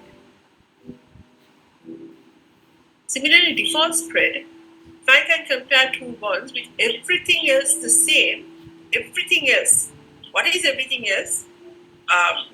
So we're talking about the bonds, time, risk, the riskiness of the bond, the maturity of the bond, whichever, right? So in the term spread, we're talking about a bond that has everything else the same. In this case, riskiness of the bond, other than time. Default spread, everything else the same is the time is the same. The only thing that is different is the default risk. If I can compare two bonds where the default risk is different and one bond doesn't have any default risk, then the additional return is default spread.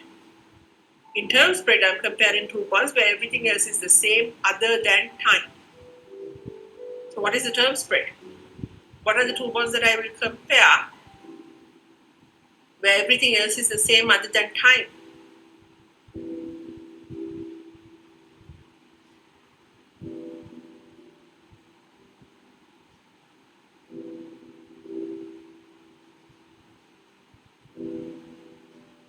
So I have here a company's rating is BBB minus, they're looking at a 5-year debenture,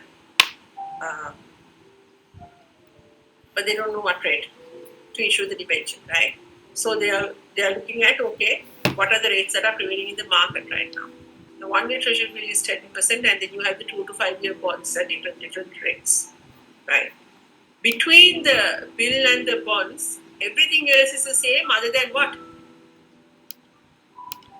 Time. Other than time, right? So if I look at the difference between the different bonds against the short-term bond, the short-term bill, What is the difference?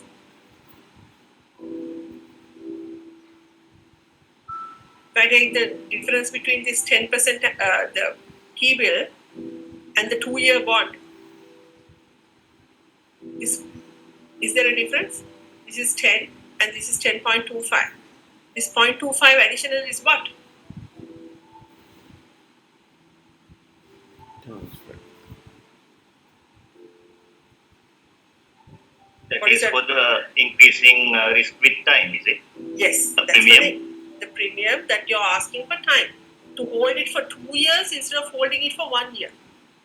Okay. So you want an additional 0.25% to hold it for 2 years instead of holding it for 1 year. You want an additional, there is a slightly more, you can do this a little bit more accurate, but this is enough, right? This is roughly enough for you to get what is the return that I want additionally for holding it for time. This 25 basis. That's for 2 years. My term spread for 2 years is 0.25. But for this company, what is the term spread that I want? Do I want the 2-year term spread? 5 year. I want the 5 years. Yeah, because the company is looking to issue a 5-year debenture. Right? So I want to know what is the 5-year spread.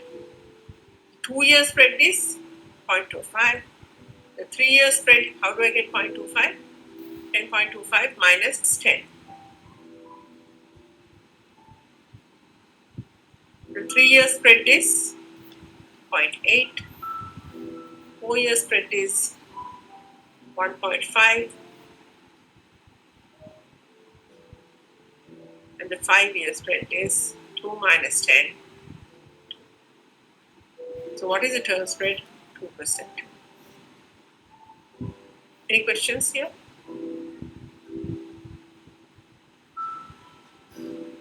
Similarly, what is the default spread?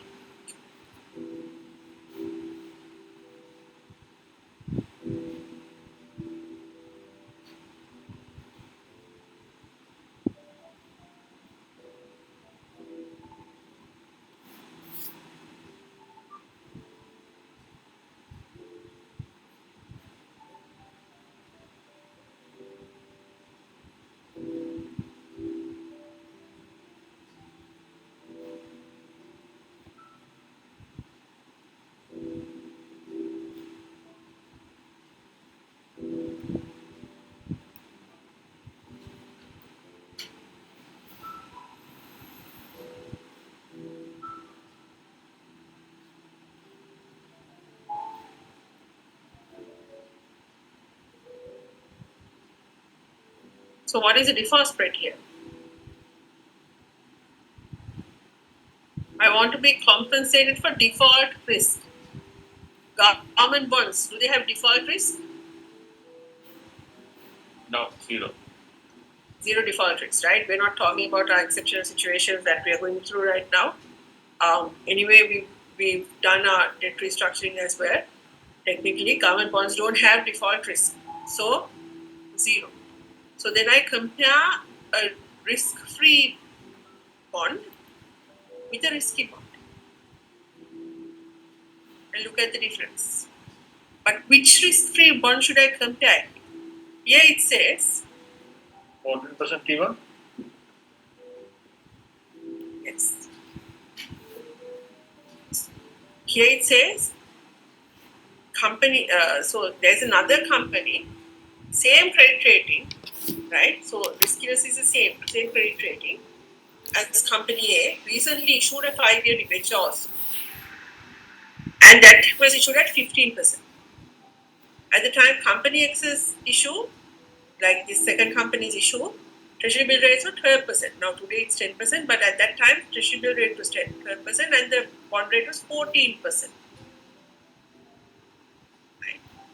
Based on this, what is the risk-free that you're comparing this against? What is company X's default risk premium? Company X's default risk premium is the risky rate minus the risk-free rate. Which risk-free rate? 12%, 14% minus 12%, is it? if you take 14% minus 12%, what are you comparing? The 5-year treasury bond with the treasury right, bill. yes. So then that is the With the government securities. Now this is a debenture, so we'll have to see the difference between 15 and 12, is it not? that's what I'm asking. Is it for first part of what we were discussing, 14 minus 12, why that's wrong is that is the term spread. Because this is a treasury bond, this is a treasury bond. Same level of riskiness. The only difference between the two is time. So 14 minus 12, that 2% is the term spread. But now I want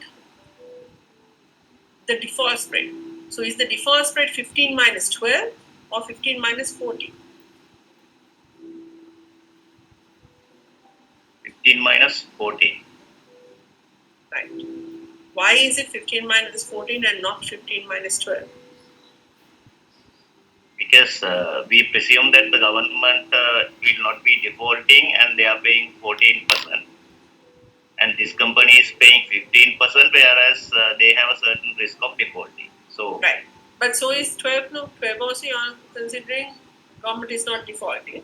So why is it not 15 minus 12? So you're correct, you are in the right path, but why is it not 15 minus 12?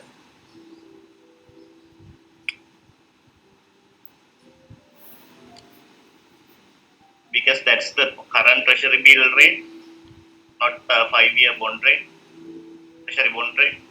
Okay. So what's the error there?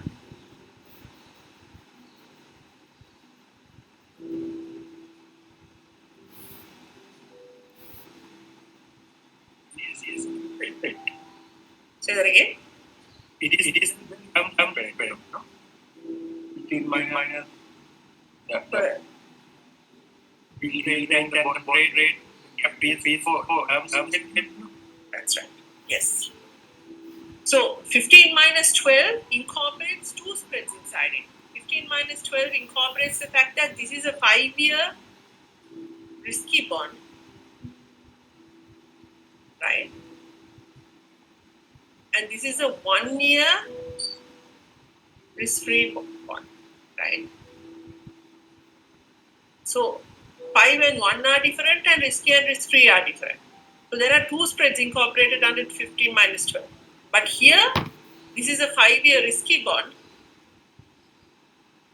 and this is a 5-year risk-free bond. So now everything else is the same other than the riskiness of the security. So therefore, the default spread is 1%. Term spread is 2%, default spread is 1%. As you have to understand, you have to look at the time. Similarly, you have to look at other factors also. The riskiness in comparing default spread and term spread. Everything else about the two bonds must be the same other than time for term spread. For default spread, you are comparing against a risk-free bond, right? Risk-free bond. But everything else must be the same other than risk. So if you compare 15 and the 1 year, then it's not just the risk that is different, it is also the time. So that's why the 15 minus the 1 year can't be, the 5-year minus the 1 year can't be compared. You have to compare the 5-year minus the 5-year risky minus risk. So the term spread is 2%, the default spread is 1%.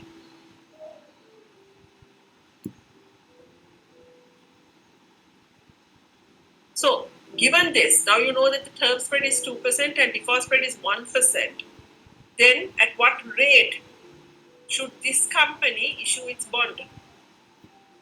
Should my company issue its bond, company A?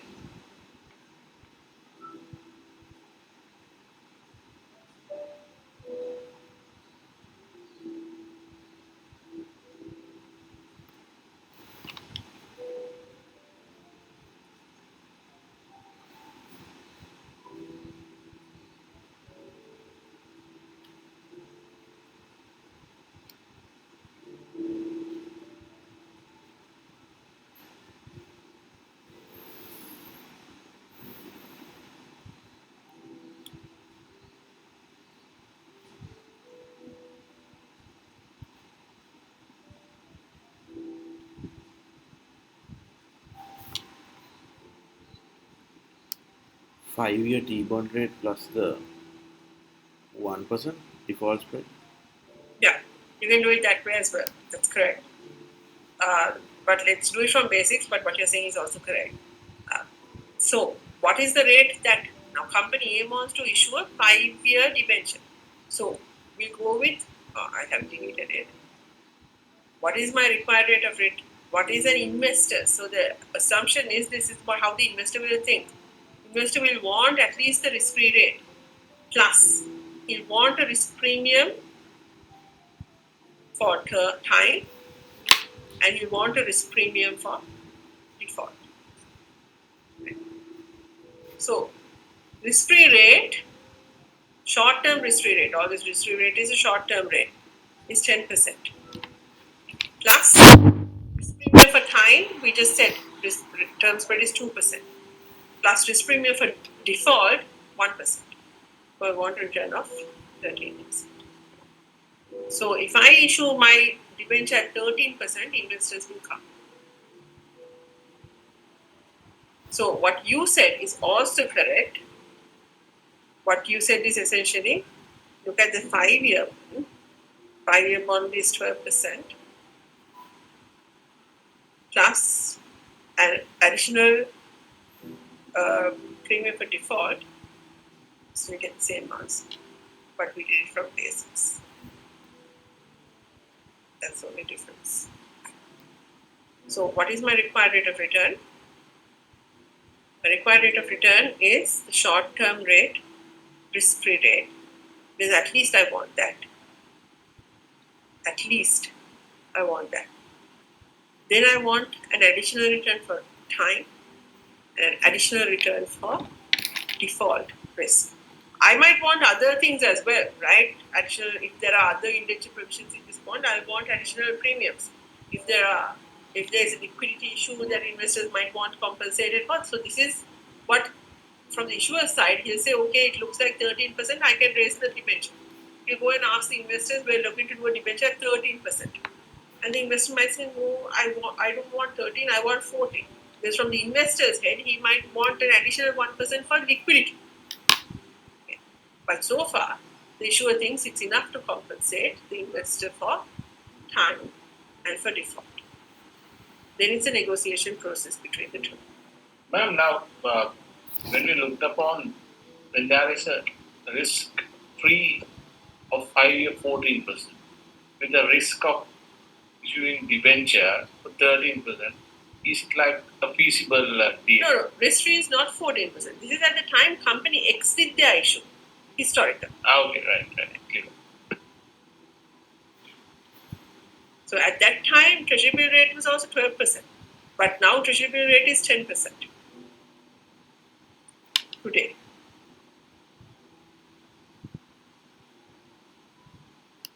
Miss, do these spreads change over time? The Like, spreads for do example, change over time. So this is an assumption that we're making. The term spreads change over time, the default spreads change over time, but this is, you have to look at the more recent spreads that are available. I mean, if you look at practically right now in the market, from 12% to 10%, the rates would have dropped over like a 1-2 month period, right? So it's still comparable in that sense. So definitely the spreads change over time. And you have to look at the most recent on-the-run issues. But when we don't have on-the-run issues, we don't have liquid issues in the market, then we have to take proxies. And when we have a base, after that it's a negotiation process anyway between the investor and the issuer. Okay. Right.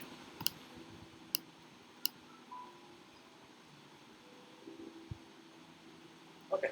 So, don't look at this for the moment. We'll come back to it. Let's try example 2. So now we know our required rate of return, right? So now what we're going to do is, from basics, look at what is the present value of my future cash flows. You look at your future cash flows. Right.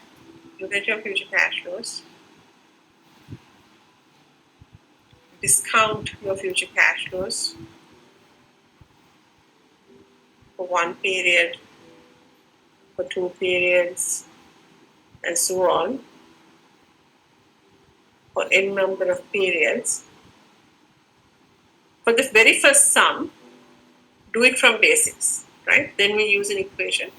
For the very first sum, do it from basics, because it's an easy sum anyway.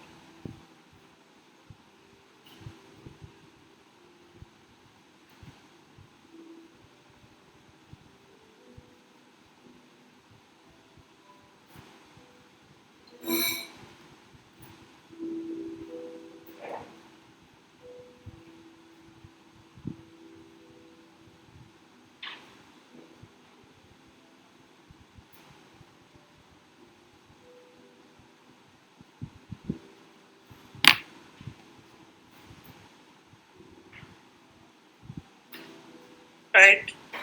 Back in a minute.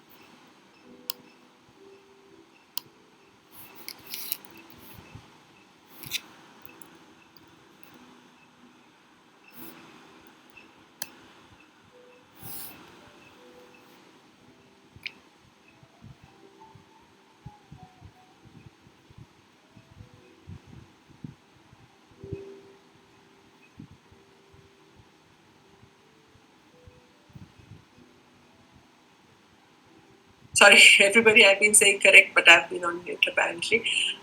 Everybody's correct. So it's a very easy example, right?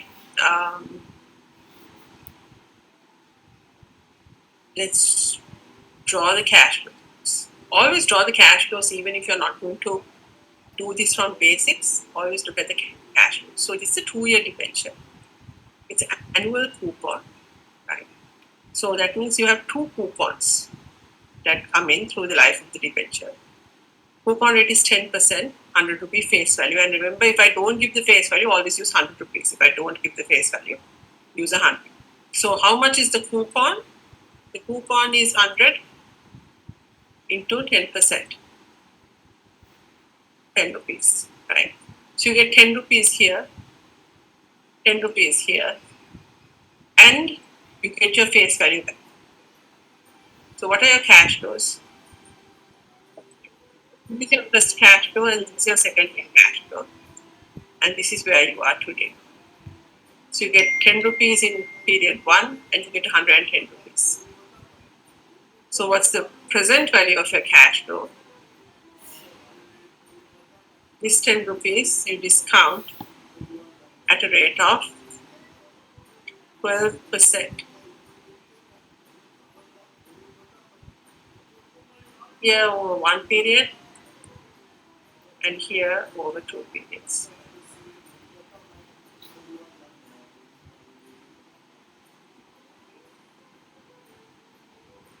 So when you do this, the addition of these two gives you the value today, 96.62.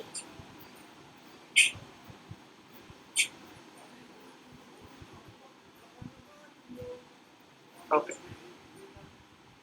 that's very easy. Same question, there is a rationale for me to do this. So same question, please try the next two parts.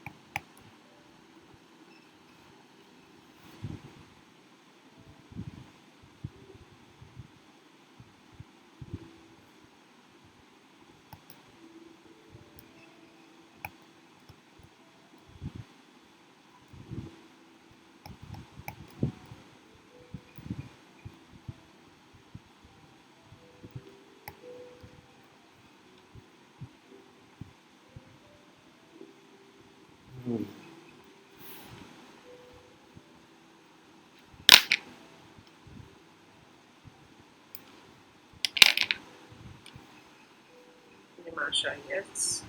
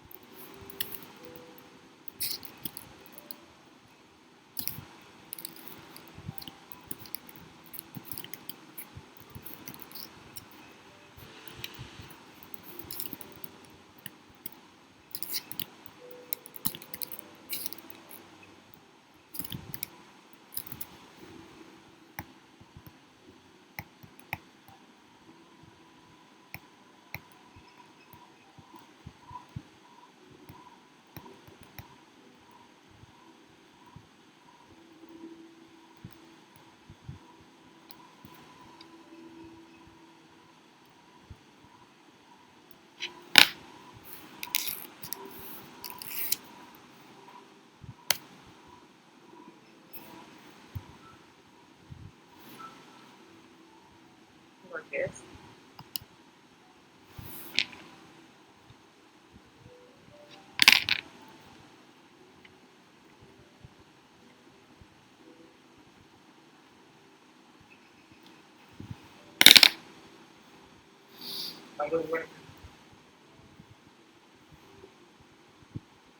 So again,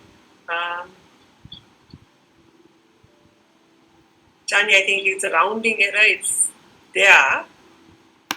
It's just a rounding error. 8% is correct. So 10%. It's very easy, right? You still have the same bond. You get 10 rupees in year 1 and you get 110 rupees in year 2. Only thing that changes is your discount rate. Year 1, you discount this at 10%.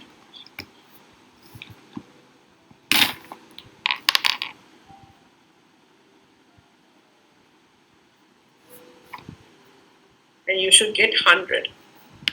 If you're getting anything different to 100, that's because of 55, correct? That's because of rounding error, right? And at 8%, you take the price will depend on the fact that my future cash flow of 10 is discounted at 8%.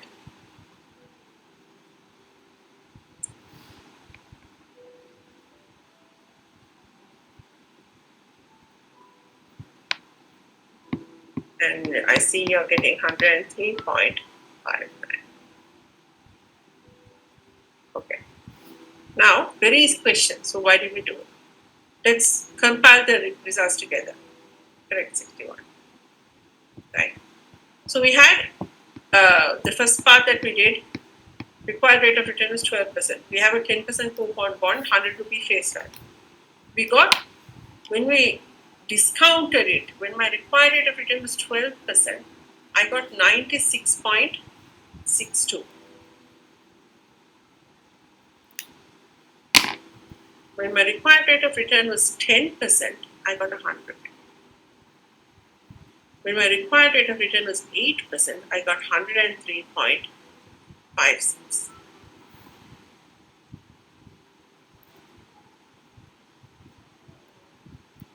It's 5.6, no? Not 5.9, 5.6. Okay. Or 5.7, actually, 5.662. When you look at this, what do you see? What are the things that you start to see?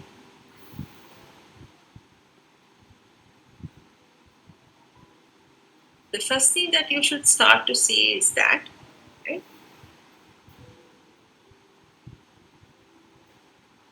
when interest rates, my required rate depends on my what? Risk-free rate and risk premium, right?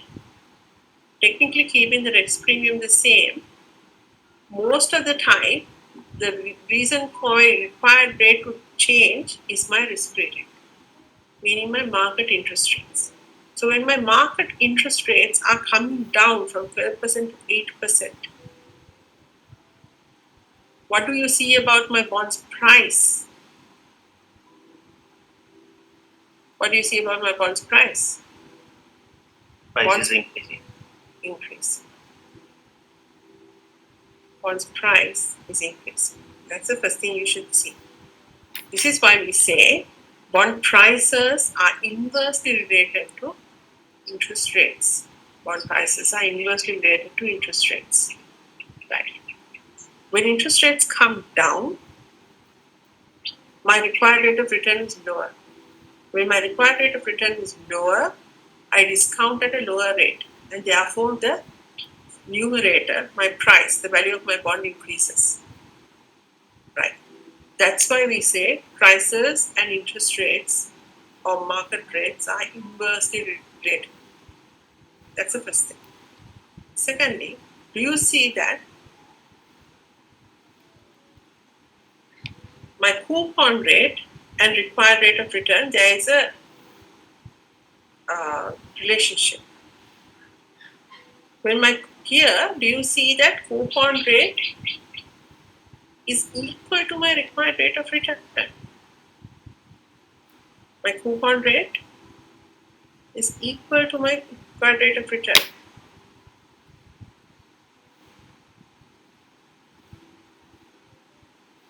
In this circumstance, what do you see? Do you see any other relationship here? Face value is equal to price. What is equal to price? Face value is equal to price. Yes. My face value is equal to the price of the bond, or the price of the bond is equal to face value of the bond. This is truth, right? It's a universal truth. So if my coupon rate is equal to my required rate of return, always the price of the bond will be the face value of the bond. Okay. That comes from the fact that what is my return on an approximate basis? What is my return? My return is my capital gain and coupons as a percentage of my initial investment. Right?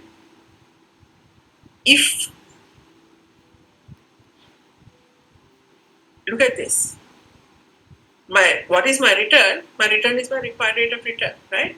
So my coupon is 10, and if I have no capital gain, then my return and my coupon return is the same, right? My capital gain is 0, coupon is 10, and my investment is 100. This is 10%, which is equals to my required rate of return. So always, when my coupon is the same as my required rate of return, my price will always be the face value. I don't have to do any calculations. Price will always be the face value. Similarly, look at what is happening here. Here, I want a higher required rate of return than my coupon. How can I do that? See, the coupon is paid by the issuer. Required rate of return is the investor's required rate of return. Coupon is the interest rate that's paid by the issuer, the company that borrows the money. So the company that's borrowing the money is saying, I'll pay you a return of 10%. The company is giving you 10%. I want a return of 12%. How do I get a return of 12%? How do I get a return of 12% from a company that's paying me 10% interest?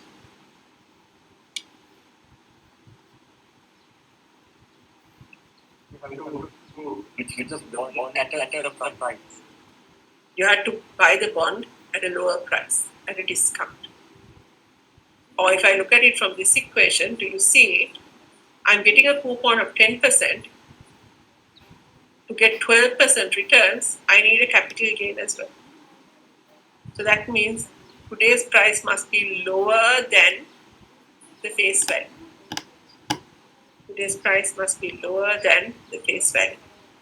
I have to make a capital gain.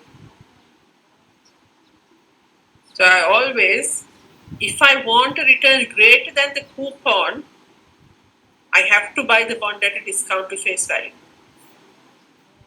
Okay. If I want a return greater than the coupon, I have to buy the bond at a discount to face value. And on the other side, here what is happening? Here, my required rate of return is only 8%. Now, if interest rates go down below where we are right now, you see this happening, where my required rate of return is only 8%, but issuer is paying me higher. Issuer is giving me interest higher. Coupon rate is higher. How can that happen?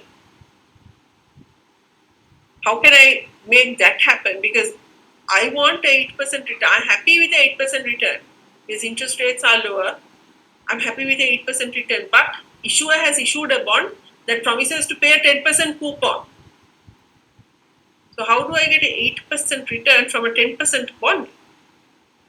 I make an 8% return because I make a capital loss. I pay more today than I get at the end of the period. I pay 103 rupees today. I only get back 100 rupees in the future. I make a capital loss. That capital loss plus the 10% is what will give me a return of 8%. So always when I want a lower return than the coupon rate, my price that I pay to buy the bond will be higher than the face value. So we call these bonds, these types of bonds, premium bonds. And when I buy it at a price lower than the face value, we call those bonds discount bonds.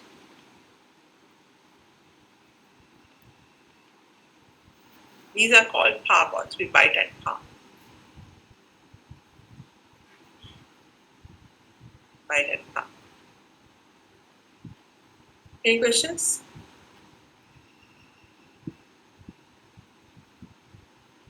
So in your calculations, remember these little rules. It helps sometimes when your calculations go wrong to figure out whether your calculation is correct or not.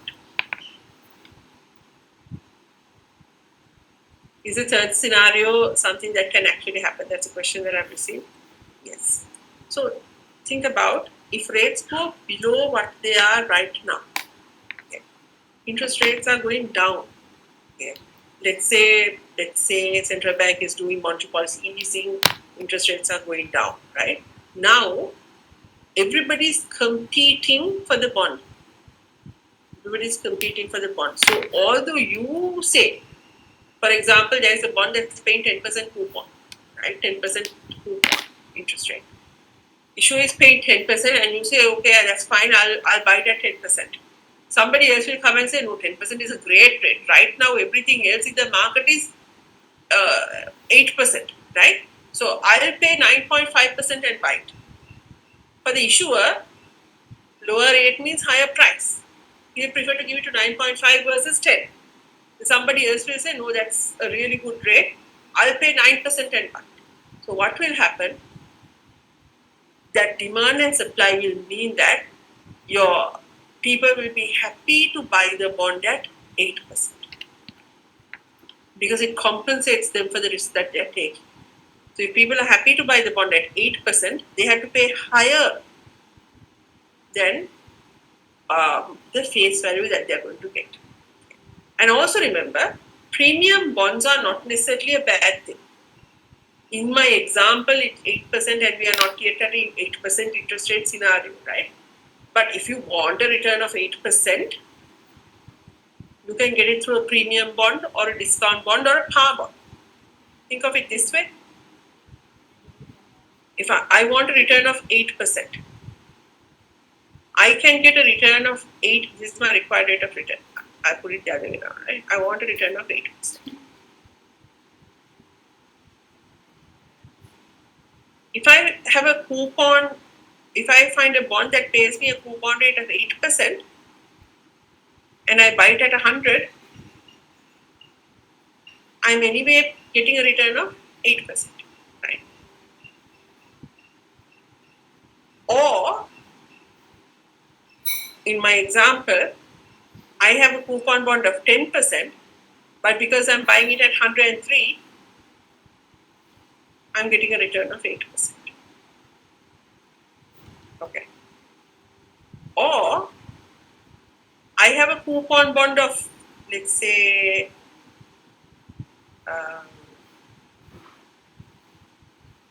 we had to look at a coupon bond of 12%, right? No. I have a coupon bond of 12%. Or, sorry, I have a coupon bond of 6%. If I have a coupon bond of 6% lower, and I pay something like 96 or 97 rupees, something, we had to do the calculations, I don't know, something like that, I can still get a return of 8%.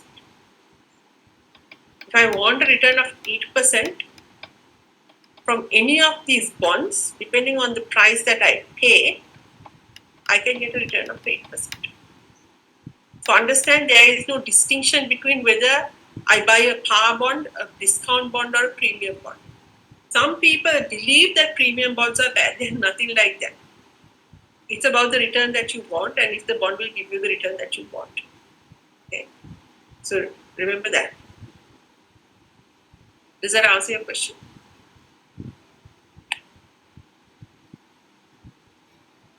Any other questions? Okay. So let's try the next example. So this is what we were talking about, right? Always, bond prices and yields are inversely related. When interest rates go up, bond prices come down. And when interest rates go down, bond prices go up. And remember last time also I told you, it is not a straight line. Okay? Imagine this is a straight line. It's not a straight line. Okay. Bond prices and interest rates are related to each other in a convex manner. So at high interest rates, when interest rates come down, bond prices go up, but doesn't go much up as much as in low interest rate environments. For the same, let's say for a 1% drop in interest rates, right? For a 1% drop in interest rates,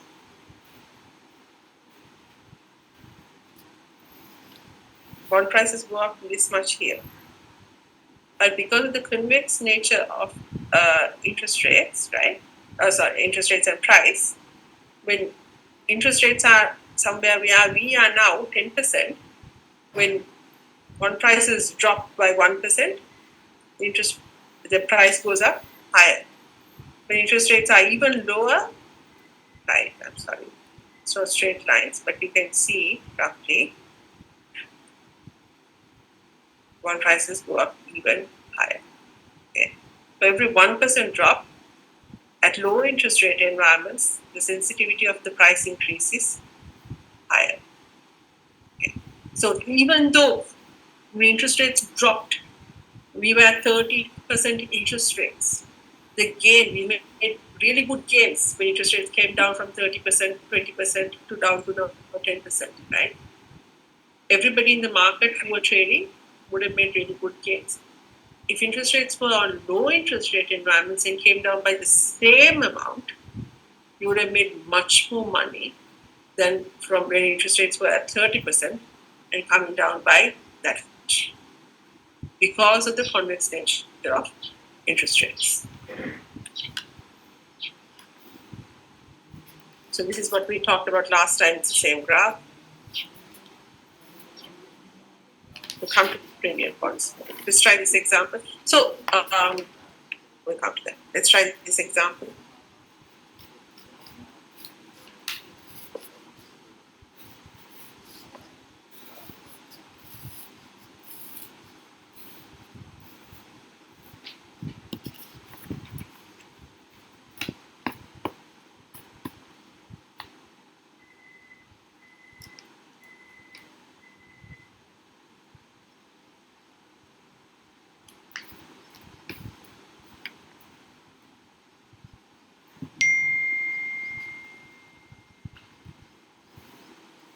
So now it's semi-annual, not annual coupons, semi-annual coupons.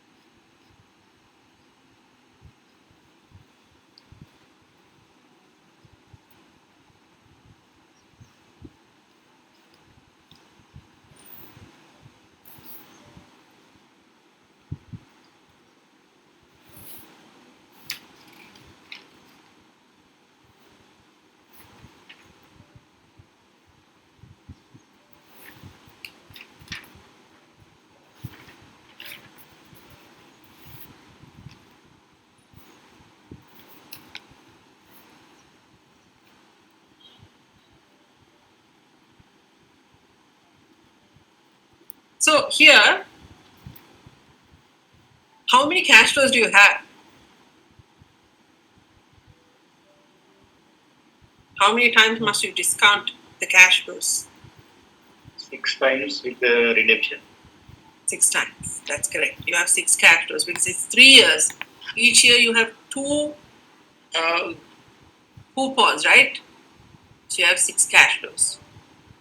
So that you can do it, but to do it one by one is a little bit more cumbersome, right? 3, 4, 5, 6.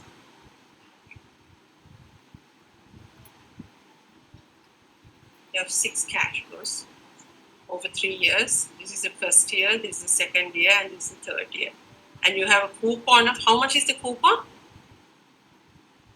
11% per annum. So how much is the coupon? That's the coupon rate. How much is the coupon? 5.5. 5.5, yes. 11% into 100 divided by 2. Coupon is 5.5. So I get 5.5 rupee coupon 6 times. Okay.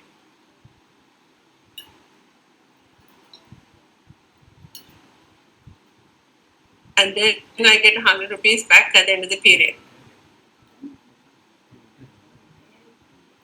A little cumbersome, can be done, and then I have to discount this. When I discount the first cash flow, it's 5.5 divided by what?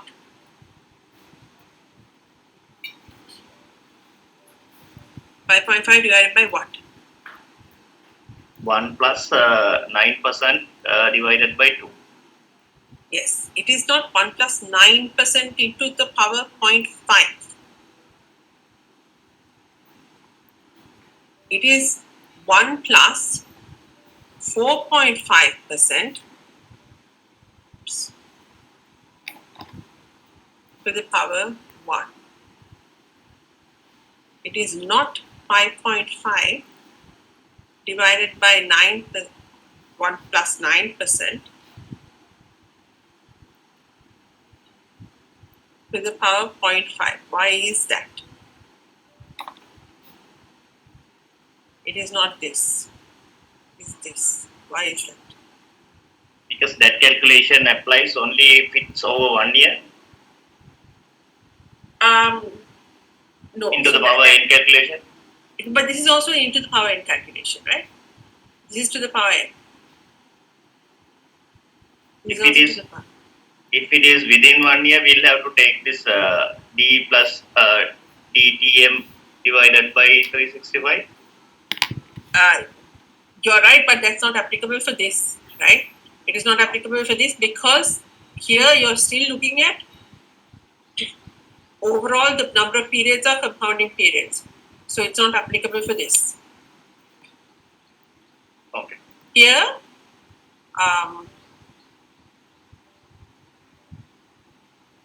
it says your required rate of return is 9% per annum, compounded semi-annual.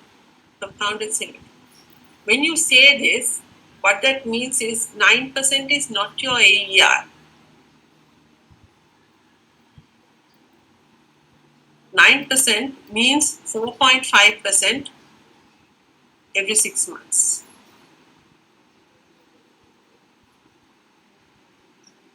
What does that mean? You get 4.5% in the first 6 months, and then you compound it again at 4.5% for another 6 months. So your AER is much higher than 9%. AER is much higher than 9%. So this is for 6 months and 6 months. When you say compounded semi-annually, what that means is for the 6-month period, it's 4.5%, 9% divided by 2. Okay. If it's 9% AER, that's different. But here you're not given AER, so you're given the simple rate, the nominal rate. Nominal rate is 9%.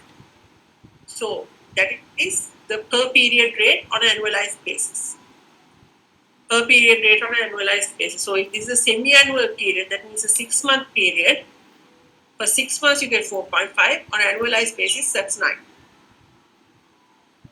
So how many 6-month periods are there? 6 6-month periods.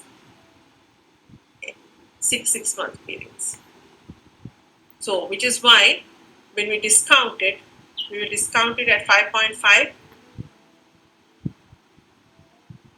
This 5.5 we will discount at 4.5%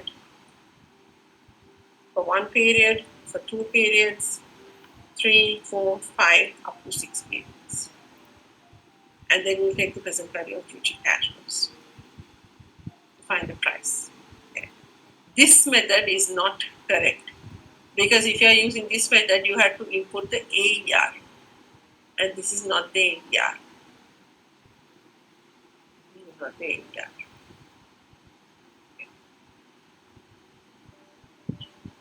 Now, problem is, so these are 3-year debentures, 6 cash flows. You discount this and you find the answer. Fine. What if this was a 5-year debenture, monthly cash flows? You have to discount 60 cash flows, right? A little bit difficult. So we'll use an equation. So the equation goes,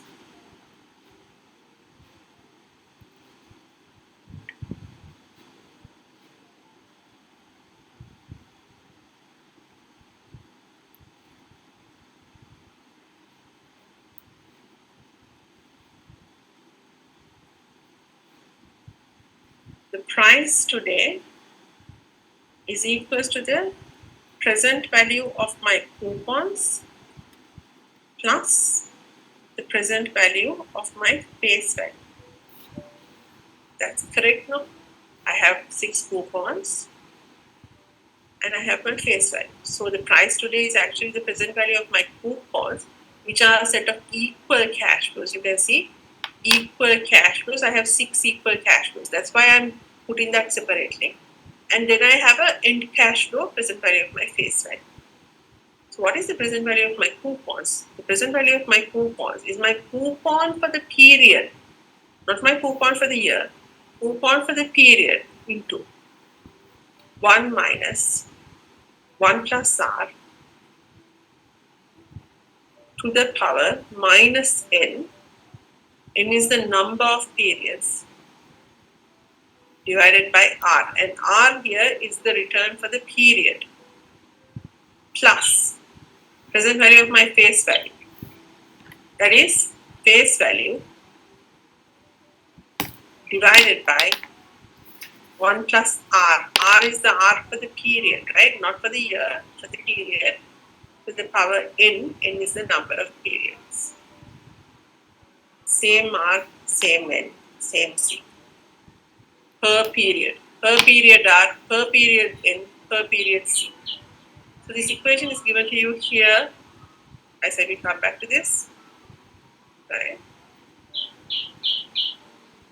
It's the same equation I just wrote. The difference between the equation I wrote and what you see here, this is the equation I wrote. Price is equals to C into 1 minus 1 plus R to the power n minus n divided by R plus face value divided by 1 plus R to the power n. What's the difference between this equation and this equation? Here it says C divided by M, R divided by M, N multiplied by M. That's the only difference. What is that? When N is the number of years, when R is the return for the year, and C is the coupon for the year, you have to divide it by the frequency of occurrence.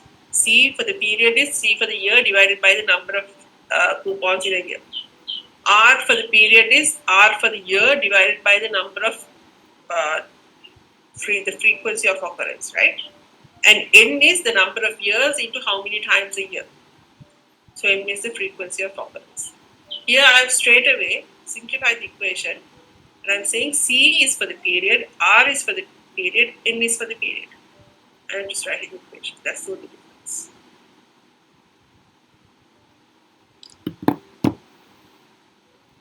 So I'm seeing answers coming in at 105.15. That's correct.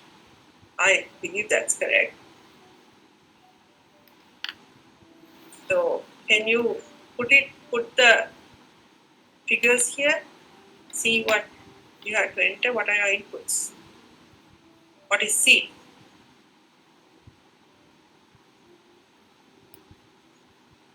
How much is C? C is the coupon Coupon for the year, coupon for the period.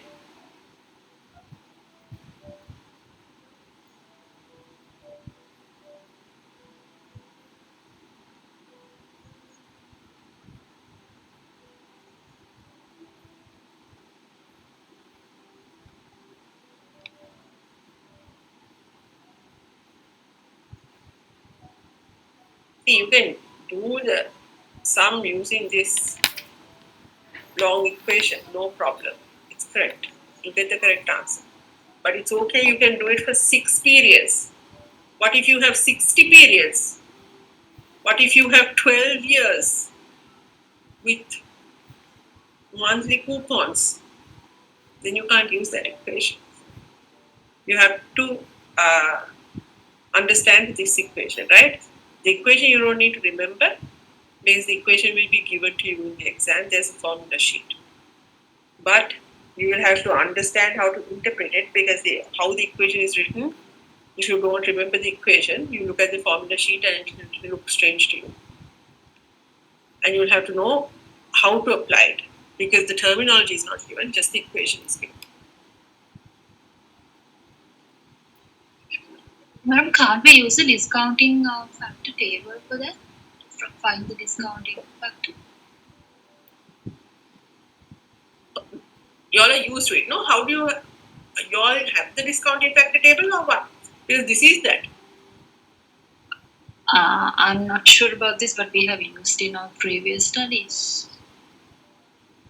But how do you use the discounting factor table? Meaning you all have the table with you, is it? We can it's available online. I think I could try. But your exam is not online. Yeah, not online. I don't know whether we can bring it to the exam. Fine. If it's open book, you can. Otherwise, you can't, right? Yeah, so, it's not provided with the other formulas? No. Oh, okay.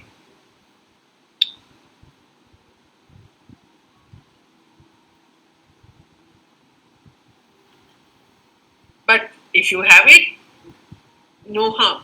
It's the same thing. This is the equation for the annuity factor. So it's not a problem. Okay.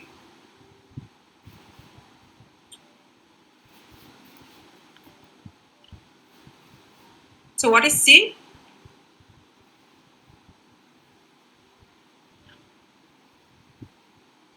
What is C? C is the coupon for the period. How much is that?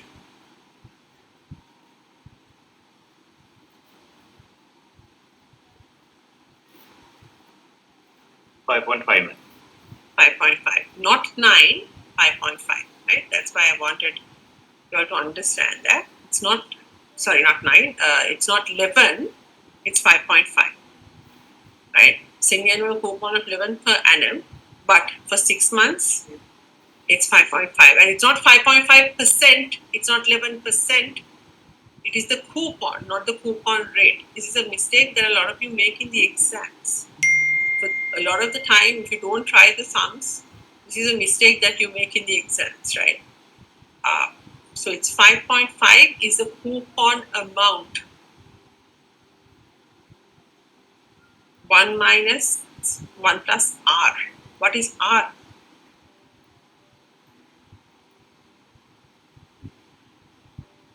$9. R is not 9%. In this equation, what is R? 4.5%. Yes. R is 9% for the year, but we are concerned about R for 6 months. Yes. So 4.5%. What is N? To the power minus N. N is the number of periods. 6. Divided by R 0.045.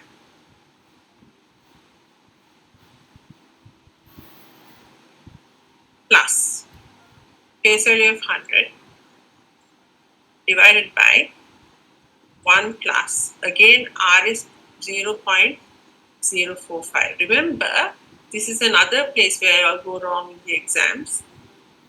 You can't use 9% here and 4.5% here. R is the R for the period and it is across the board the same, right? So you can't use 9% here and 3 years here and 4.5% here and 6 periods here. N is the number of periods, R is the R for the period, right? So it has to be consistent. The price is, I see you all are getting 105.15. Check and see that you all are getting this price. For some of you who will make this mistake, you have to first look at 1.045 to the power minus 6 within brackets, minus, and then 1 minus the figure into 5.5 divided by 0.045. That's your present value of coupon, right? So you can use your annuity tables, that's fine. If that is available, if it's an open book exam, the formulas are not provided. This formula is provided for you. If it's an open book exam, yes, you all can bring your tables and you can use that, that's not a problem. But if it is not an open book exam, you need to know how to manipulate the formula, right? Because this is the formula that will be provided. For those of you who have CFA calculators, if you don't write the formula and input the numbers, you will not get marks, right? Because it's in the notion of being fair to everybody to make sure that everybody is treated equally. Others are doing calculations, long form calculations, and then you're using the CFA calculator, right? So the equation has to be there, the equation, and then you have to insert the steps to be able to get the marks. To be fair with everybody, you can check your answers through your CFA calculators. Yeah. So, any questions? So, two things by me. We'll stop at this point because the other class is about half an hour behind. Otherwise, by the time we put the two classes together on the physical class, they'll be behind. So, we'll stop this class here. Next week, you should be getting the assignment, right? Because we'll be, after we complete the accrued interest section, everybody will be in the same page to start the assignment. At least for those people who are not familiar with bonds, there'll be enough for you to start the assignment once we do the accrued interest section. So therefore, the assignment will commence. So start getting into groups. Groups are minimum 4, maximum 8. It doesn't matter what groups you all had in the past, right? If you have 3 people in the group, you will have a penalty imposed. So minimum 4, maximum 8. The group instructions and all will start to come up. So just because I say minimum 4 and then you all think we don't have a member, this is our past group and you have 3 people, which happened last time, then you'll have a 5-mark penalty, right? So start getting into groups and post the assignments in the coming week. Yeah. So we stop at this point. Thanks. Thanks, madam. Thank you. Thank you, madam.